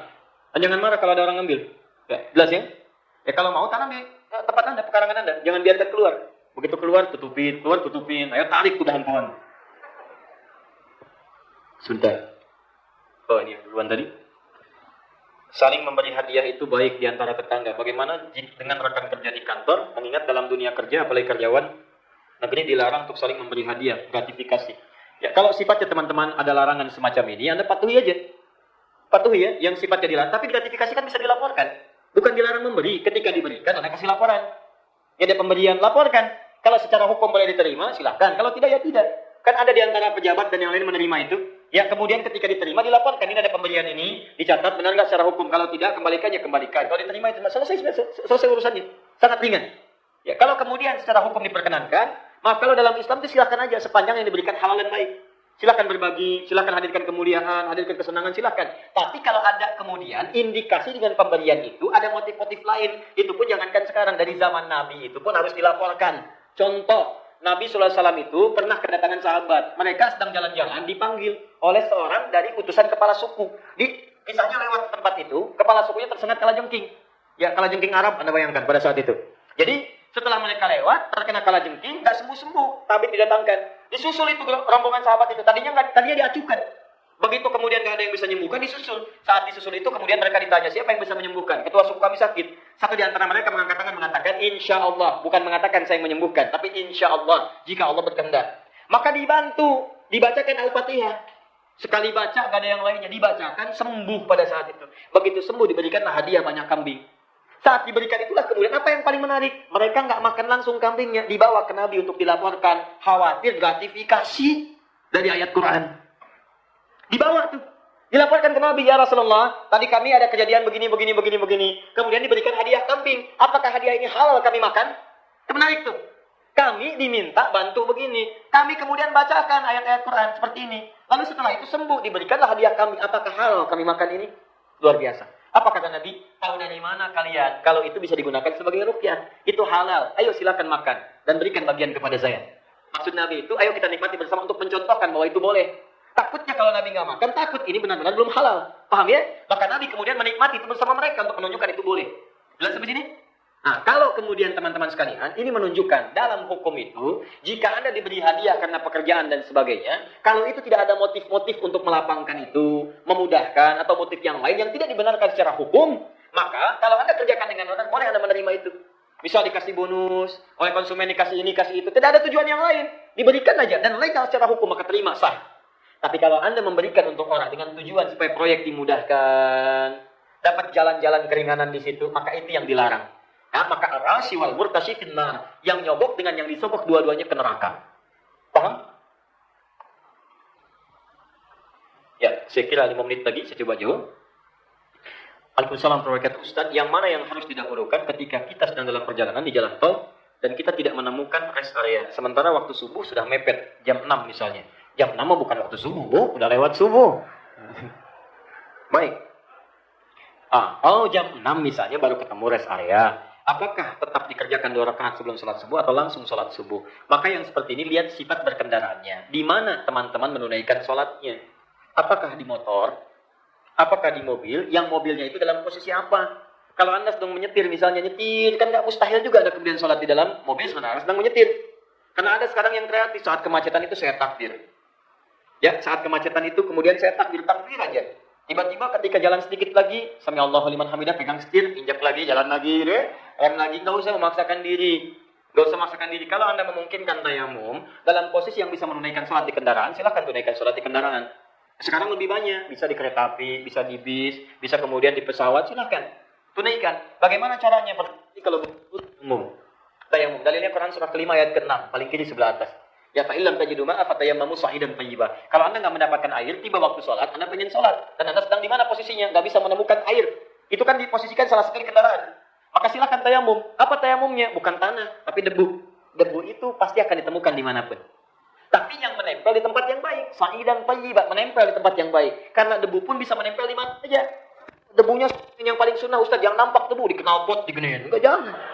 Tempat yang kotor itu. Ya silakan di jendela tempelkan begini, ya, tempat kursi jok tempelkan begini, kemudian tepuk, ya, atau tiup terlebih dahulu supaya yang kasarnya tidak langsung terserap menempel. Setelah itu tayamum. Kalau memungkinkan sholatnya dengan sempurna di situ di kendaraan itu sambil duduk silakan tunaikan. Ya bukan dalam posisi Anda punya aspek darurat yang lain. Darurat yang lain seperti misalnya apa? Sedang mengendarai kendaraannya. Atau kondisinya pakaian Anda kena najis yang belum bisa dibersihkan. Atau kondisi yang kedua, Anda memang temannya yang nyetir, tapi posisi kendaraannya tidak memungkinkan menunaikan sholat dengan sempurna walaupun sambil duduk. Maka pada saat itu ada rukhsah bagi Anda. Di mana sampainya di situ, disitulah ditunaikan sholat Anda. Paham?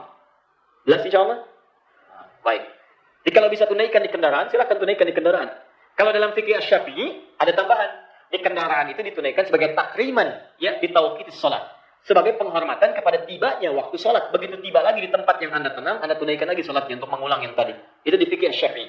Tapi di jumhur yang lain, Anda tunaikan sudah sah sholatnya. Sah sholatnya karena sesuai dengan ketentuan dan hadis-hadis Nabi Sallallahu Alaihi Wasallam. Mana yang paling utama dalam kondisi ini? Lihat ketentuannya. Kalau memang memungkinkan di kendaraan, yang paling utama tunaikan sholat di kendaraan. Karena hadis Nabi mengatakan, awas yang paling utama as-salatu ala waktiha. Bertanya seseorang kepada Nabi, ya Rasulullah ma'abar. Apa amalan yang paling bagus untuk saya kerjakan? Kata Nabi, as-salatu ala waktiha. Sholat tepat pada waktunya. Orang lain bertanya, ya Rasulullah man abar. Apa amalan utama yang harus saya kerjakan? Kepada Nabi, kata Nabi, lihat, birrul walidain. Bakti kepada kedua ibu bapamu. Bakti pada kedua ibu bapamu. Umuka, ibumu. Ada pertanyaan, kenapa? Pertanyaannya sama, jawabannya beda. Karena yang pertama itu ke ibu bapaknya bagus, cuman ke sholatnya suka ditunda. Yang kedua, teman-teman sekalian, sholatnya bagus, kerjakan tepat pada waktunya, cuman ke ibu bapaknya kurang bagus. Maka perhatikan Nabi, dengan bimbingan dari Allah, satu pertanyaan jawabannya bisa beda. Ya, maka yang tadi itu jadi inspirasi untuk kita. Kalau Anda di kendaraannya bisa menunaikan dengan baik, maka itu yang paling utama. Kalau tidak menunaikan tidak dengan sempurna, tidak ada kesempatan, maka saat tiba di tempat Anda istirahat, tunaikanlah di situ dengan sempurna. Jelas ya?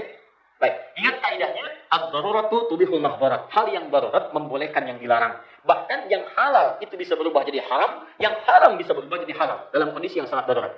Ya, terutama yang haram itu langsung bisa naik status jadi yang halal untuk sementara, bukan seterusnya. Jelas? Baik. Contoh seperti Anda ke Cina misalnya dan seterusnya, ya ke daerah yang sangat pinggir tidak menemukan ayam, kambing yang halal, adanya babi misalnya. Ya, maka pada saat itu boleh Anda makan bagian dari daging babi itu. Ya, masak, kemudian bukan cari kenyang, tapi cari untuk menutup kesalapan. Sambil mencari lagi, kemudian hal-hal yang halal. Begitu Anda daging ayam, maka kemudian babi harus Anda tinggalkan dan beralih kepada makanan yang halal. Jelas? Bagaimana jika kita bertetangga dengan non-muslim tetapi ia memelihara binatang yang membuat keluarga saya tidak nyaman, tetapi merasa tidak enak kalau menegur karena dia pecinta binatang? Datang pada RT setempat. Datang pada RW setempat. Ya sampaikan, karena itu yang punya wewenang. Sederhana sebetulnya, datangi, sampaikan. Ya, dan berakhlak dengan baik. Berakhlak dengan baik. Jelas ya? Ya kalau misalnya menggonggong, ya taruhlah malam-malam menggonggong dan sebagainya. Nah, Anda bisa sampaikan. Kalau Anda tidak mampu menyampaikan dengan baik kepada tetangga, silakan lihat otoritasnya, sampaikan kepada RT atau RW, dan itu punya hak untuk memberikan teguran. Jelas sampai sini?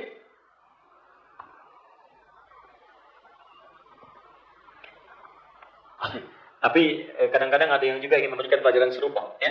Begitu menggonggong direkam suaranya, dengan suara yang sangat kencang. Besok malamnya anjingnya diam, gonggong rekamannya diputar kencang. Begitu tetangganya datang, Pak berisik tahu. Ini kan suara anjing bapak kemarin saya rekam lagi.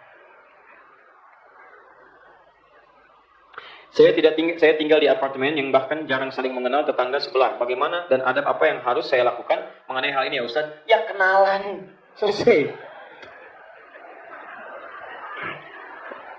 Ketuk pintu rumah ya. Ya. Antarkan makanan kepadanya. Selesai.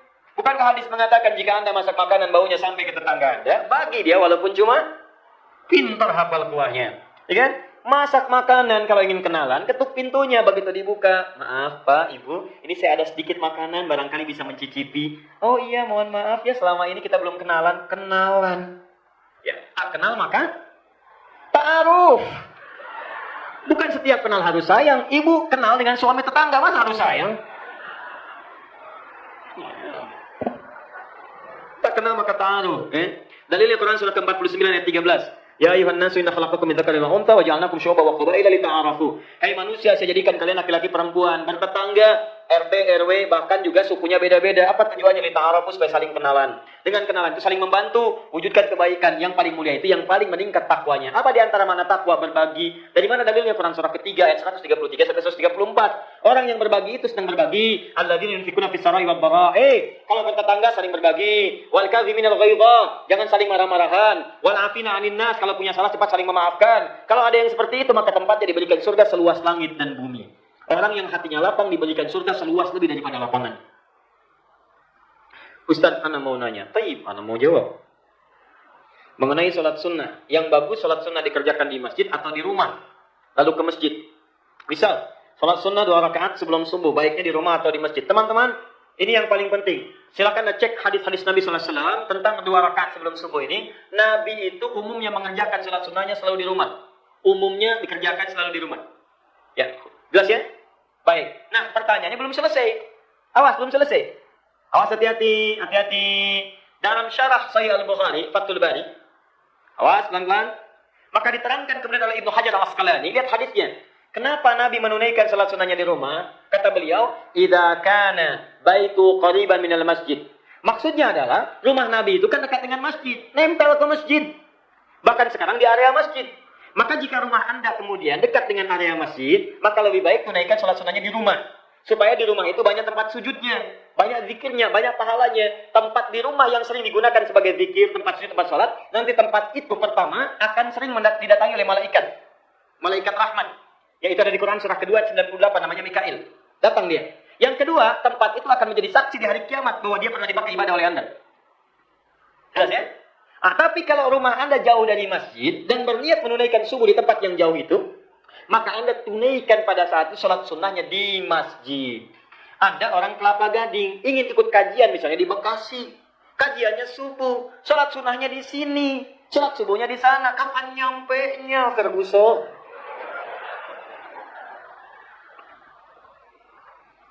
Ustaz, saya mau bertanya, di depan rumah saya ada tetangga yang berjualan di warung. Tapi di warung itu dijadikan tempat untuk bergosip, bergunjing, dan mereka yang berkumpul di warung itu suka iri-irian ke keluarga saya dan suka ngomongi keluarga saya.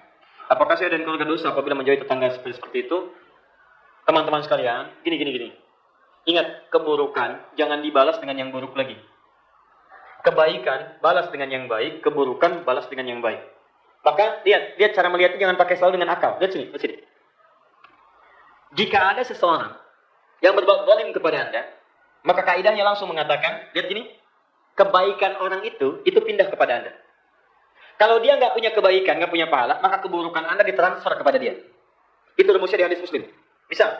Kasusnya tadi, di depan rumah Anda, itu ada warung, tempatnya digunakan sebagai gosip. Yang digosipkan adalah Anda.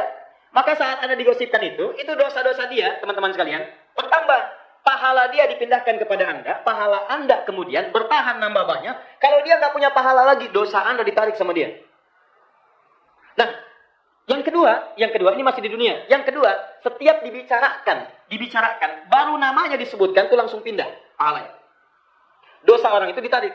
Kalau sudah disebutkan keburukan-keburukannya, maka keburukan itu akan dibuat oleh Allah, jasad orang yang dibicarakan dalam bentuk bangkai. Bisa, saya dibicarakan oleh Anda. Setelah pulang dibicarakan, Ustaz Adi itu ya, begini, bisa ya. Nah, itu saat Anda bicarakan, baru disebutkan namanya, pahala Anda pindah kepada saya. Kalau Anda sebutkan hal yang buruk tentang saya, maka akan dibentuk oleh Allah jasad saya dalam bentuk bangkai. Di akhirat nanti kalau Anda tidak tobat tentang dosa itu, maka siksaan pertama di akhirat Anda akan diminta memakan bangkai itu. Ayuhibbu ahadukum an ya'kula lahma akhihi maitan fakarihtumu. Itu yang dimaksudkan Quran surah ke-49, dalilnya Al-Hujurat ayat 11 sampai dengan 12.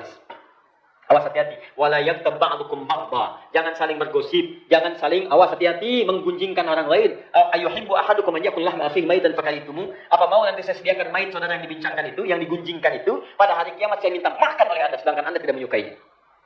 Jelas ya?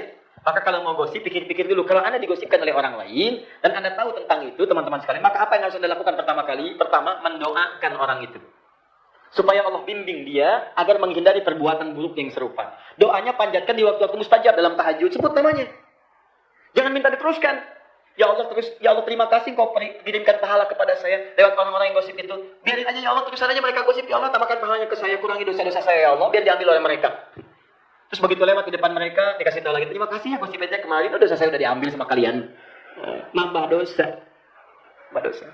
Terus bikin status setelah itu, alhamdulillah Allah tambahkan dosa bagi saya karena digosipkan oleh orang-orang dekat warung itu. Tunjuk lagi. Balik lagi pahalanya pada orang itu. Di malam-malam tahajud, Anda berdoa, minta pada Allah, ya Allah, dia tetangga saya, ya Allah dia teman saya, kami saling melihat, kami saling bertetangga, jangan pisahkan kami di surga ya Allah. Ya Allah, ampuni dosa mereka ya Allah. Bimbing mereka supaya tidak memperlakukan dengan buruk. Bimbing mereka supaya tidak berbicara dengan buruk. Berdoa. Besoknya, orang-orang menggosip itu perlakukan dengan baik. Anda kunjungi rumahnya, Anda antarkan buah-buahan, Anda antarkan makanan. Assalamualaikum Pak, ini kadar Allah, ada makanan, ada buah-buahan baru beli, baru datang. Silahkan barangkali kita bisa menikmati sama-sama. Begitu Anda berikan itu, demi Allah saya katakan, kalau Anda niatkan dengan ikhlas, sentuhannya ke jiwa akan tinggi, dan besok lusa dia sendiri akan membela Anda dari keburukan. Begitu orang lain bicarakan, dia akan bertahan. Dia akan mempertahankan Anda. Nggak benar kok. Nggak benar seperti itu. Dia datang, dia baik, saling berbagi dan sebagainya. Jelas ya? Jadi itu prinsipnya. Balas keburukan dengan sifat yang lebih baik dibanding apa yang diberikan oleh orang lain. Ustadz, pada bagian salat yang mana yang paling utama kita gunakan untuk memanjatkan doa? Bolehkah berdoa menggunakan bahasa selain bahasa Arab di dalam salat? Tadi saya sampaikan yang paling utama ada 4 posisi. Kalau posisi berdiri, itu sebetulnya doanya pilihan surat. Dipilih surat-surat yang sesuai dengan kebutuhan Anda. Kalau itu Anda bisa bacakan. Kalau tidak, cari yang paling ringan. Ya, dalilnya apa? Banyak. Banyak dalilnya. Silakan cari. Di masa Nabi banyak di hadis-hadis para sahabat itu mencari ayat-ayat yang sesuai dengan kebutuhan mereka. Bisa saja, bisa. Kalau Anda misal sedang akan mengawali pekerjaan supaya dibimbing mudah, keluar dari kesulitan mudah dilindungi, buka Quran surah ke-17, ayat 79 sampai dengan 81. Kalau Anda sedang mengandung, misalnya kan ingin kandungan dijaga oleh Allah, lahir bayi yang baik, buka Quran surah ke-7 ayat 189. Kalau Anda baru melahirkan, misalnya kan ingin asinya bagus, kemudian pembagian tugas suami istri baik, buka Quran surah ke-2 ayat 233. Kalau Anda misalnya teman-teman sakit, mohon kepada Allah minta disembuhkan dari penyakit, buka Quran surah ke-26 ayat 80, Quran surah 21 ayat 83 sampai 84. Kalau Anda kemudian misalnya minta keturunan kepada Allah, ya minta mohon seperti Nabi Zakaria, boleh. Buka Quran surah ke-3 ayat 38 sampai 39. Buka Quran surah ke-19 ayat 3 sampai dengan ayat 15. Ada semuanya minta, silakan. Boleh. Minta. Nah, kalau tidak tahu, baca ayat yang paling mudah.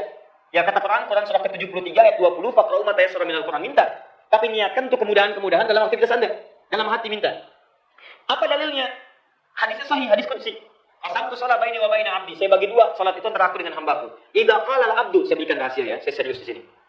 Jika hamba membaca kata Allah, lihat baik-baik, alhamdulillahirabbil alamin. Segala puji bagi Allah Tuhan semesta alam. Qala Allah azza wa jalla. Allah menjawab, hamaduni abdi, hambaku sedang memujiku. Idza qala al-abdu, kalau hamba berkata ar-rahmanir rahim, ar-rahmanir rahim, kalau Allah azza wa jalla, Allah menjawab asna alayya abdi, hambaku sedang menyanjung. Idza qala al-abdu, jika hamba berkata dalam salatnya maliki yaumiddin, Allah menjawab majjadani abdi, hambaku sedang mengagungkanku. Sekarang perhatikan, ini rahasianya dalam berdiri. Idza qala al-abdu, kalau seorang hamba berkata iyyaka na'budu wa iyyaka nasta'in, ya Allah, sekarang kami salat menyembahmu. Kami ini butuh permohonan ya Allah. Kami punya permohonan, mohon kabulkan. Maka apa kata Allah? Qala Allah azza wa jalla, Allah langsung menjawab, hadza baini wa baina abdi. Ini perjanjian antara aku dengan hambaku. Wali abdi, kalau hambaku benar sholatnya sampai di sini, benar sholatnya, masalah apapun yang dia minta, aku akan kabulkan. Masih berdiri. Apapun yang dia minta, aku akan kabulkan. Kalau Anda meminta sesuai kebutuhan, maka Allah akan kabulkan. Itulah yang terjadi pada Nabi Zakaria. Beliau minta dalam berdiri. Di saat meminta kepada Allah dalam berdiri, langsung seketika dikabulkan.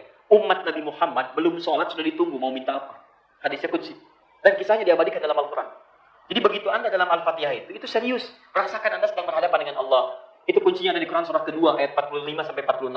Rasakan Anda sedang disaksikan, rasakan Anda dijawab, minta dengan baik. Begitu Anda mengucapkan ihdinas siratal mustaqim, siratal ladzina an'amta 'alaihim ghairil maghdubi 'alaihim waladdallin, sertakan di hati. Begitu amin, Anda minta apa sertakan.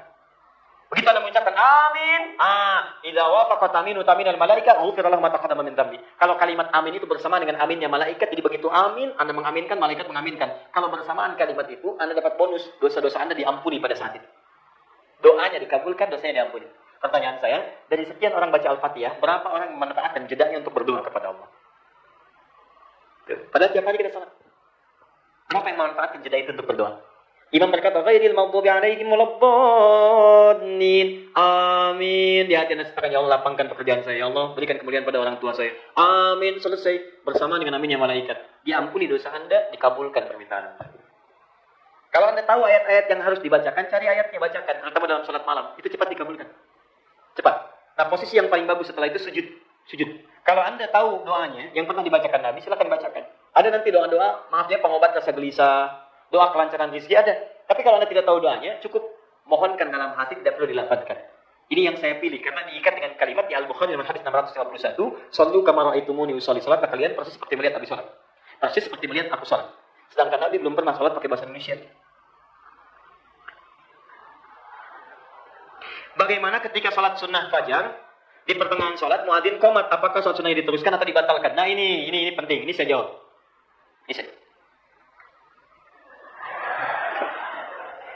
Yang ini kita bahas pertemuan berikutnya. Nah ini yang paling penting. Ini sering kejadian teman-teman sekalian, lihat baik-baik. Jadi kalau ada Anda sedang menunaikan salat sunnah, tiba-tiba muadzin qomat. Iqamah ini, qomat singkatan dari kata iqamah. Iqamah ini isyarat untuk salat fardu. Maka apa yang harus dikerjakan? Lihat sifat iqamahnya. Kalau iqamat itu dikumandangkan dan Anda dalam penutup salat sunnah, bisa sedang tahiyat mau berakhir, maka silahkan sempurnakan salatnya atau bangun Anda untuk persiapan salat fardunya. Jelas? Tapi kalau Anda sedang tunaikan di pertengahannya belum sempurna, iqamat sudah berkumandang, maka kaidahnya Anda batalkan kemudian sunnah itu, dan Anda respon itu untuk persiapan sholat fardu. Nah, kaidahnya berbunyi, silahkan lihat hukumnya. Teman-teman sekalian, apa hukum tinjauan hukum yang paling utama antara fardu dengan sunnah? Jika fardu wajib bertemu dengan sunnah, maka yang prioritas pertama kali wajib dibandingkan dengan sunnahnya. Jika sunnah bertemu dengan sunnah, maka lihat sifatnya, ada muakkadah, ada ghair muakkadah. Kalau muakkadah bertemu dengan ghair muakkadah, maka dahulukan yang muakkadah. Tinggalkan yang sunnah adiyah, ghair muakkadah. Contoh, misal, puasa sunnah, Senin dengan Kamis, teman-teman, antum tunaikan. Kemudian bersamaan dengan puasa Arafah, jatuhnya di hari Senin. Maka niatkanlah puasa Anda yang Senin itu untuk Arafah, bukannya untuk Seninnya. Jelas? Karena itu lebih utama dibandingkan dengan yang Senin Kamisnya. Paham ya? Nah, apa konsekuensinya Ustaz? Kalau konsekuensinya ketika Anda meniatkan untuk puasa yang Arafah itu, Anda otomatis mendapatkan pahala puasa Seninnya. Ketika Anda membatalkan yang sunnahnya, ikut kepada fardunya karena alasan tadi, maka pahala sholat sunnah Anda sudah dituliskan pahalanya secara sempurna sampai dengan selesai. Jikalaupun Anda tinggalkan itu, kejar ke yang fardu, sholat sunnah Anda sudah ditulis sempurna pahalanya. Apa dalilnya? Sahih Al-Bukhari. Idza ridal abdu aw safar kutiba lahu mithla ma kana 'alaihi muqiman sahihan.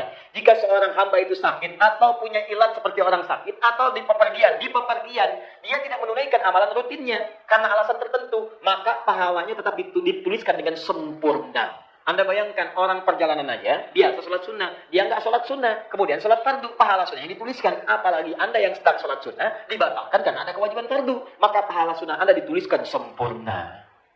Jelas ya? Datang Anda sholat, Allahu Akbar. Begitu Anda sedang sholat, teman-teman, rakaat kedua nih, 2 rakaat sebelum subuh, tiba-tiba iqamah, Anda nggak lihat dulu jamnya. Ketika Anda sedang sholat, tinggal semenit lagi, Anda pertengahan qomat, Allahu Akbar, Allahu Akbar. Batalkan, dituliskan sempurna pahala Anda. Tapi jangan diniatkan. Sengaja datang ke masjid 1 menit sebelum qomat. Ya, begitu 1 menit sebelum qomat, baru 10 detik lagi sholat, Allahu Akbar. Begitu baru takbiratul ihram, iftitah. Allahu Akbar, qomat, alhamdulillah, sempurna pahalanya. Itu tidak. Jelas ya? Baik, jadi itu yang dimaksud bahasa Nabi di Al-Bukhari nomor hadis yang pertama, innamal a'malu binniyat. Paham ya? Baik. Assalamualaikum warahmatullahi wabarakatuh. Saya mau bertanya, Ustaz, jika seseorang sudah dilamar, apa hubungan lamaran dengan mengemar? Baik. Jika seseorang sudah dilamar, namun tidak diberi kepastian menikah, apa sebaiknya yang dilakukan? Masya Allah. Tanyakan, kapan pastinya kita menikah? Ini selesai masalah. Sudah. Fas'alu ahla dzikri in kuntum la ta'lamun. Kalau belum tahu kepastian, tanyakan pada yang tahu kepastiannya. Jadi begini, ini dari perempuan mungkin, saya sudah dilamar, tapi belum ada kepastian dalam pernikahannya. Ya, dalam lamaran itu kan sebetulnya didiskusikan. Silakan cek, dalam lamaran kan didiskusikan. Bukan hanya sekedar mengatakan saya melamar putri bapak atau keluarga dari bapak ini, kan? Kemudian mohon, kemudian diterima. Kalau ada kurang-kurang, mohon kemudian dipahami itu. Kalau ada kelebihan, mohon dijadikan sebagai gambaran kebaikan untuk putri bapak. Ya mohon sekiranya diterima. Setelah diterima itu kan ada diskusi. Ya seperti apa? Bahkan mohon maaf, kalau di beberapa tempat, itu saya beri gambaran gini. Saya pernah tinggal di Libya. Di Libya itu, seorang ibu, saking inginnya anaknya dijaga, tidak ingin disakiti oleh calon suaminya. Dia sampai berkata begini, perhatikan baik-baik. Datang calon suami mengatakan, saya melamar anak ibu. Dia akan katakan begini, saya telah menyusuinya selama 2 tahun. Dan saya berikan yang terbaik untuk diri. Apa yang telah kamu persiapkan untuk putri saya? Ini bukan ingin mengganti asinya, bukan. Tapi ibunya ingin mengatakan, saya ini telah berjuang, merawat anak saya, menyusuinya, mengandung dia, melahirkan dia. Saya tidak pernah menyakitinya sampai dengan sekarang. Saya minta jaminan dari kamu, kalau kamu nikahin dia, lindungi dia seperti saya melindungi dia. Kalau kamu tidak sanggup, saya tidak akan pernah titipkan anak saya kepada siapa yang akan menyakitinya. Lalu bisa bayangkan, jadi sampai sentil itu diberikan gambaran. Tolong jaga anak saya. Allah tidak dititipkan kepada laki-laki lain karena kamu yang dipercaya oleh Allah untuk menjaga dia dalam kebaikan. Melindungi dia, merawat dia. Makanya dalam Quran, laki-laki disebutkan seperti matahari di surah Yusuf itu. Ya, ini ra'aitu ahada asyara kaukaban wa syamsa wal qamara ra'aitu li sajidin. Kata Yusuf pada bapaknya, ayah, saya bermimpi melihat 11 bintang, kemudian 1 matahari, 1 bulan bersujud pada saya. Ditafsirkan oleh para ulama, matahari itu gambaran dari suami, bapak. Kenapa disebut matahari? Karena dia punya sifat matahari, perempuan punya sifat bulan. Matahari itu kan bersinar, keras, tegas, kuat. Dia kuat, tegas, melindungi keluarga, dengan sinarnya melindungi. Memberikan perlindungan. Kemudian coba lihat, bukankah matahari mengeringkan pakaian yang basah ketika dijemur? Anda pun sama, Anda ditugaskan memberikan kekeringan. Maksud kering itu memberikan kering di pipi istri Anda yang mungkin basah dengan air matanya. Ketika dia menangis, ketika dia bersedih, Anda jadi matahari. Hilangkan air matanya. Ketika dia disakiti, Anda jadi pelindungnya. Sengat dia dengan sengatan yang luar biasa, supaya terjaga kenyamanannya. Makanya Anda disebut dengan qawwam. Perempuan beda, disebut dengan bulan. Bulan lebih lembut. Makanya ketika melihat cahaya bulan lebih lembut, lebih nyaman, lebih indah, lebih tenang. Makanya ibu bagaimana caranya ketika suami pandang, suami tenang. Lihat ibu tenang, Masya Allah. Bukankah Nabi Muhammad SAW melihat Sayyidah Khadijah tenang, hilang segala persoalan dirinya. Begitu punya masalah melihat wajah istrinya, baru lihat wajah istrinya, hilang setengah masalahnya. Masya Allah, Khadijah ahli surga, dekat dengan Nabi, penghulu surga, dilihat wajahnya setengah masalah hilang. Ibu bukan ahli surga, belum jadi maksudnya belum jadi ahli surga. Masya Allah, belum ada jaminan, bukan istri Nabi. Coba lihat, suami ibu natap ibu, hilang berapa masalah? Cek, indah. Di rembulan, lembut, indah, tenang, gitu kan? Nyaman jadinya. Dan jangan ditukar. Ya, Masya Allah, istri jadi matahari, suami jadi bulan. Itu yang repot. Ya, bahkan bawa-bawa bulan. Dengan kekuatan bulan, aku menghukummu. Repot luar biasa. Luar biasa. Di kadang-kadang Pak, diskusi itu tidak harus menggunakan bahasa pikiran. Kadang pakai hati itu lebih dalam gitu kan. Itu lebih dalam. Yang seperti ini sederhana sebenarnya. Bicarakan aja, tanyakan kepastiannya seperti apa. Kalau memang memberikan kepastian yang baik, selesai. Tapi kalau kemudian teman-teman, ini terabaikan, lama dan sebagainya. Bukan aib dan mendiskusikan kembali. Diskusikan kembali, tatap masa depannya, dan berikan yang terbaik. Ini selesai. Insya Allah selesai. Tinggal komunikasi aja. Komunikasi. Malu bertanya? Bukan, nggak jadi menikah nantinya gitu. Nggak harus tepi jalan. Ini kan tentang pertanyaan pernikahan, bukan pertanyaan jalan. Bukan. Malu bertanya, nggak ada kepastian. Baik, bismillah. Luar biasa. Antum ini kenapa sebetulnya? Menurut pandangan Ustadz, bagaimana sebaiknya langkah yang diambil pemimpin kita untuk menyikapi LGBT? Apa perlu melakukan aksi damai lagi agar nggak usah? Nggak usah. Sudah, gitu kan? Ini kan pemimpin. Antum berikan saran yang terbaik pada perwakilan-perwakilan kita. Sampaikan, karena LGBT itu kan melanggar banyak hal. Melanggar banyak hal. Pertama, melanggar undang-undang dasar. Melanggar Pancasila. Lihat, Pancasila banyak yang dilanggar oleh dia. Satu, ketuhanan yang Maha Esa. Ketuhanan yang Maha Esa itu kan mengamalkan isi keberagamaan. Ini konsep beragama. Diatur di pasal 29. Bahkan dasar negara itu negaranya konsep beragama. Lihat pasal 29 ayat 1. Negara berdasar atas ketuhanan yang Maha Esa. Bagaimana menjalankan dasar negara ini? Pasal 29 ayat 2. Negara menjamin kemerdekaan tiap-tiap penduduk untuk memeluk agamanya masing-masing dan beribadah menurut agama dan kepercayaannya itu. Jadi kalau kita mengamalkan nilai ibadah kita di Quran, nilai mengamalkan ibadah kita di Sunnah, itu mengamalkan undang-undang. Dijamin undang-undang. Sekarang tunjukkan pada saya, di kitab mana di kepercayaan agama di Indonesia yang menunjukkan kebolehan LGBT. Di Kristen dilarang, di Hindu dilarang, di Buddha dilarang, di Islam apalagi.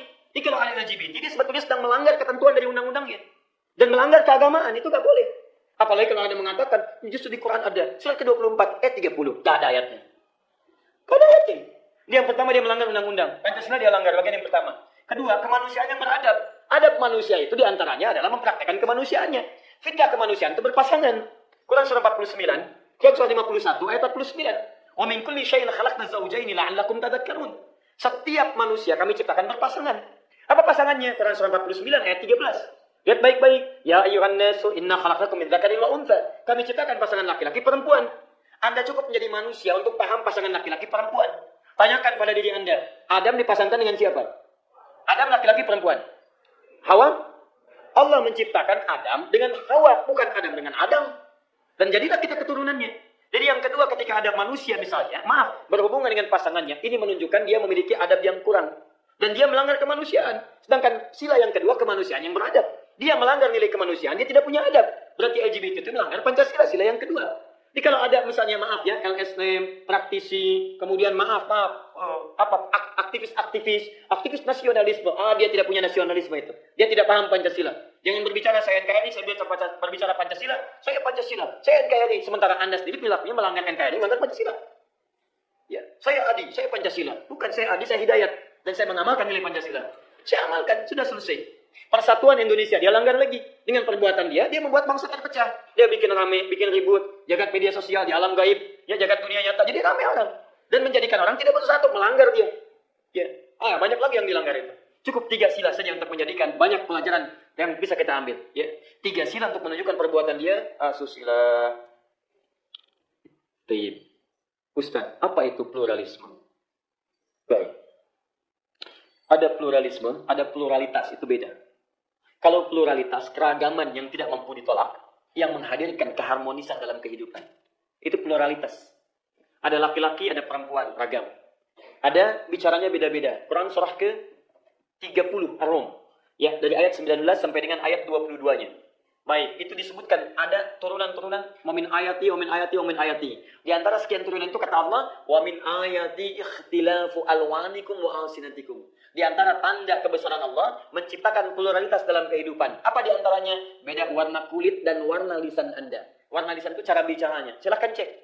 Kalau kulit kita semua sama, nggak akan ada keharmonian, kenyamanan dalam hidup. Mas semua putih kulitnya. Kayaknya nggak enak lihat. Makanya ada yang putih, ada yang sawo matang, ada yang sawo matang sekali, gitu kan? Masya Allah. Ada yang hitam, ada yang ungu, banyak. Sehingga itu bukan untuk rasialitas, bukan. Untuk menciptakan harmoni. Dan kadang-kadang yang paling indah itu adalah penyesuaian dengan cuaca. Anda kalau pernah ke Sudan, di Sudan itu ada distrik, yang di tempat itu ada 4 pigmen kulit. 4 pigmen, bayangkan. Ya putih, jangan disebutkan Afrika hitam semua, tidak. Di Mesir itu Afrika Utara, Libya Afrika Utara, Maroko Afrika Utara. Di sini Zinzidan Aljazair asalnya. Ya, Samir Nasri yang pernah di Manchester City kemudian pindah, itu juga dia dari Aljazair asalnya. Banyak ya, Mesut Ozil ya yang dia ikut Jerman pada dari Turki, ya itu Asia batasan dengan Eropa. Jadi banyak teman-teman sekalian yang sifatnya Afrika tapi bukan jangan dibayangkan hitam semua, tidak. Dan itu bukan aib. Ada yang putih. Yang kedua coklat, ketiga hitam, keempat ungu. Ketika dilihat Masya Allah ternyata maslahat. Yang putih tempat tinggalnya kadar panasnya paling 25, 26, 30 paling panas. Yang coklat paling panas 36. Yang hitam paling panas 40, 45. Yang ungu rata-rata 50. Tapi lihat bagaimana Allah memberikan keadilan. Yang putih tidak kuat lama bertahan di yang coklat.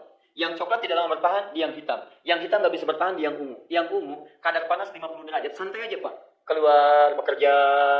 Hidupnya juga serba hemat. Pengen telur tinggal simpan di luar. 15 menit. Masya Allah. Nggak perlu pakai gas dan sebagainya. Hemat hidupin. Dan hebatnya begitu keluar, dia bisa menahan sengat matahari. Dia nggak ngeluh. Dia nggak takut hitam lagi, Pak. Sudah ungu. Luar biasa. Dia biasa aja. Orang kita, dia sekolah di kampus, di situ.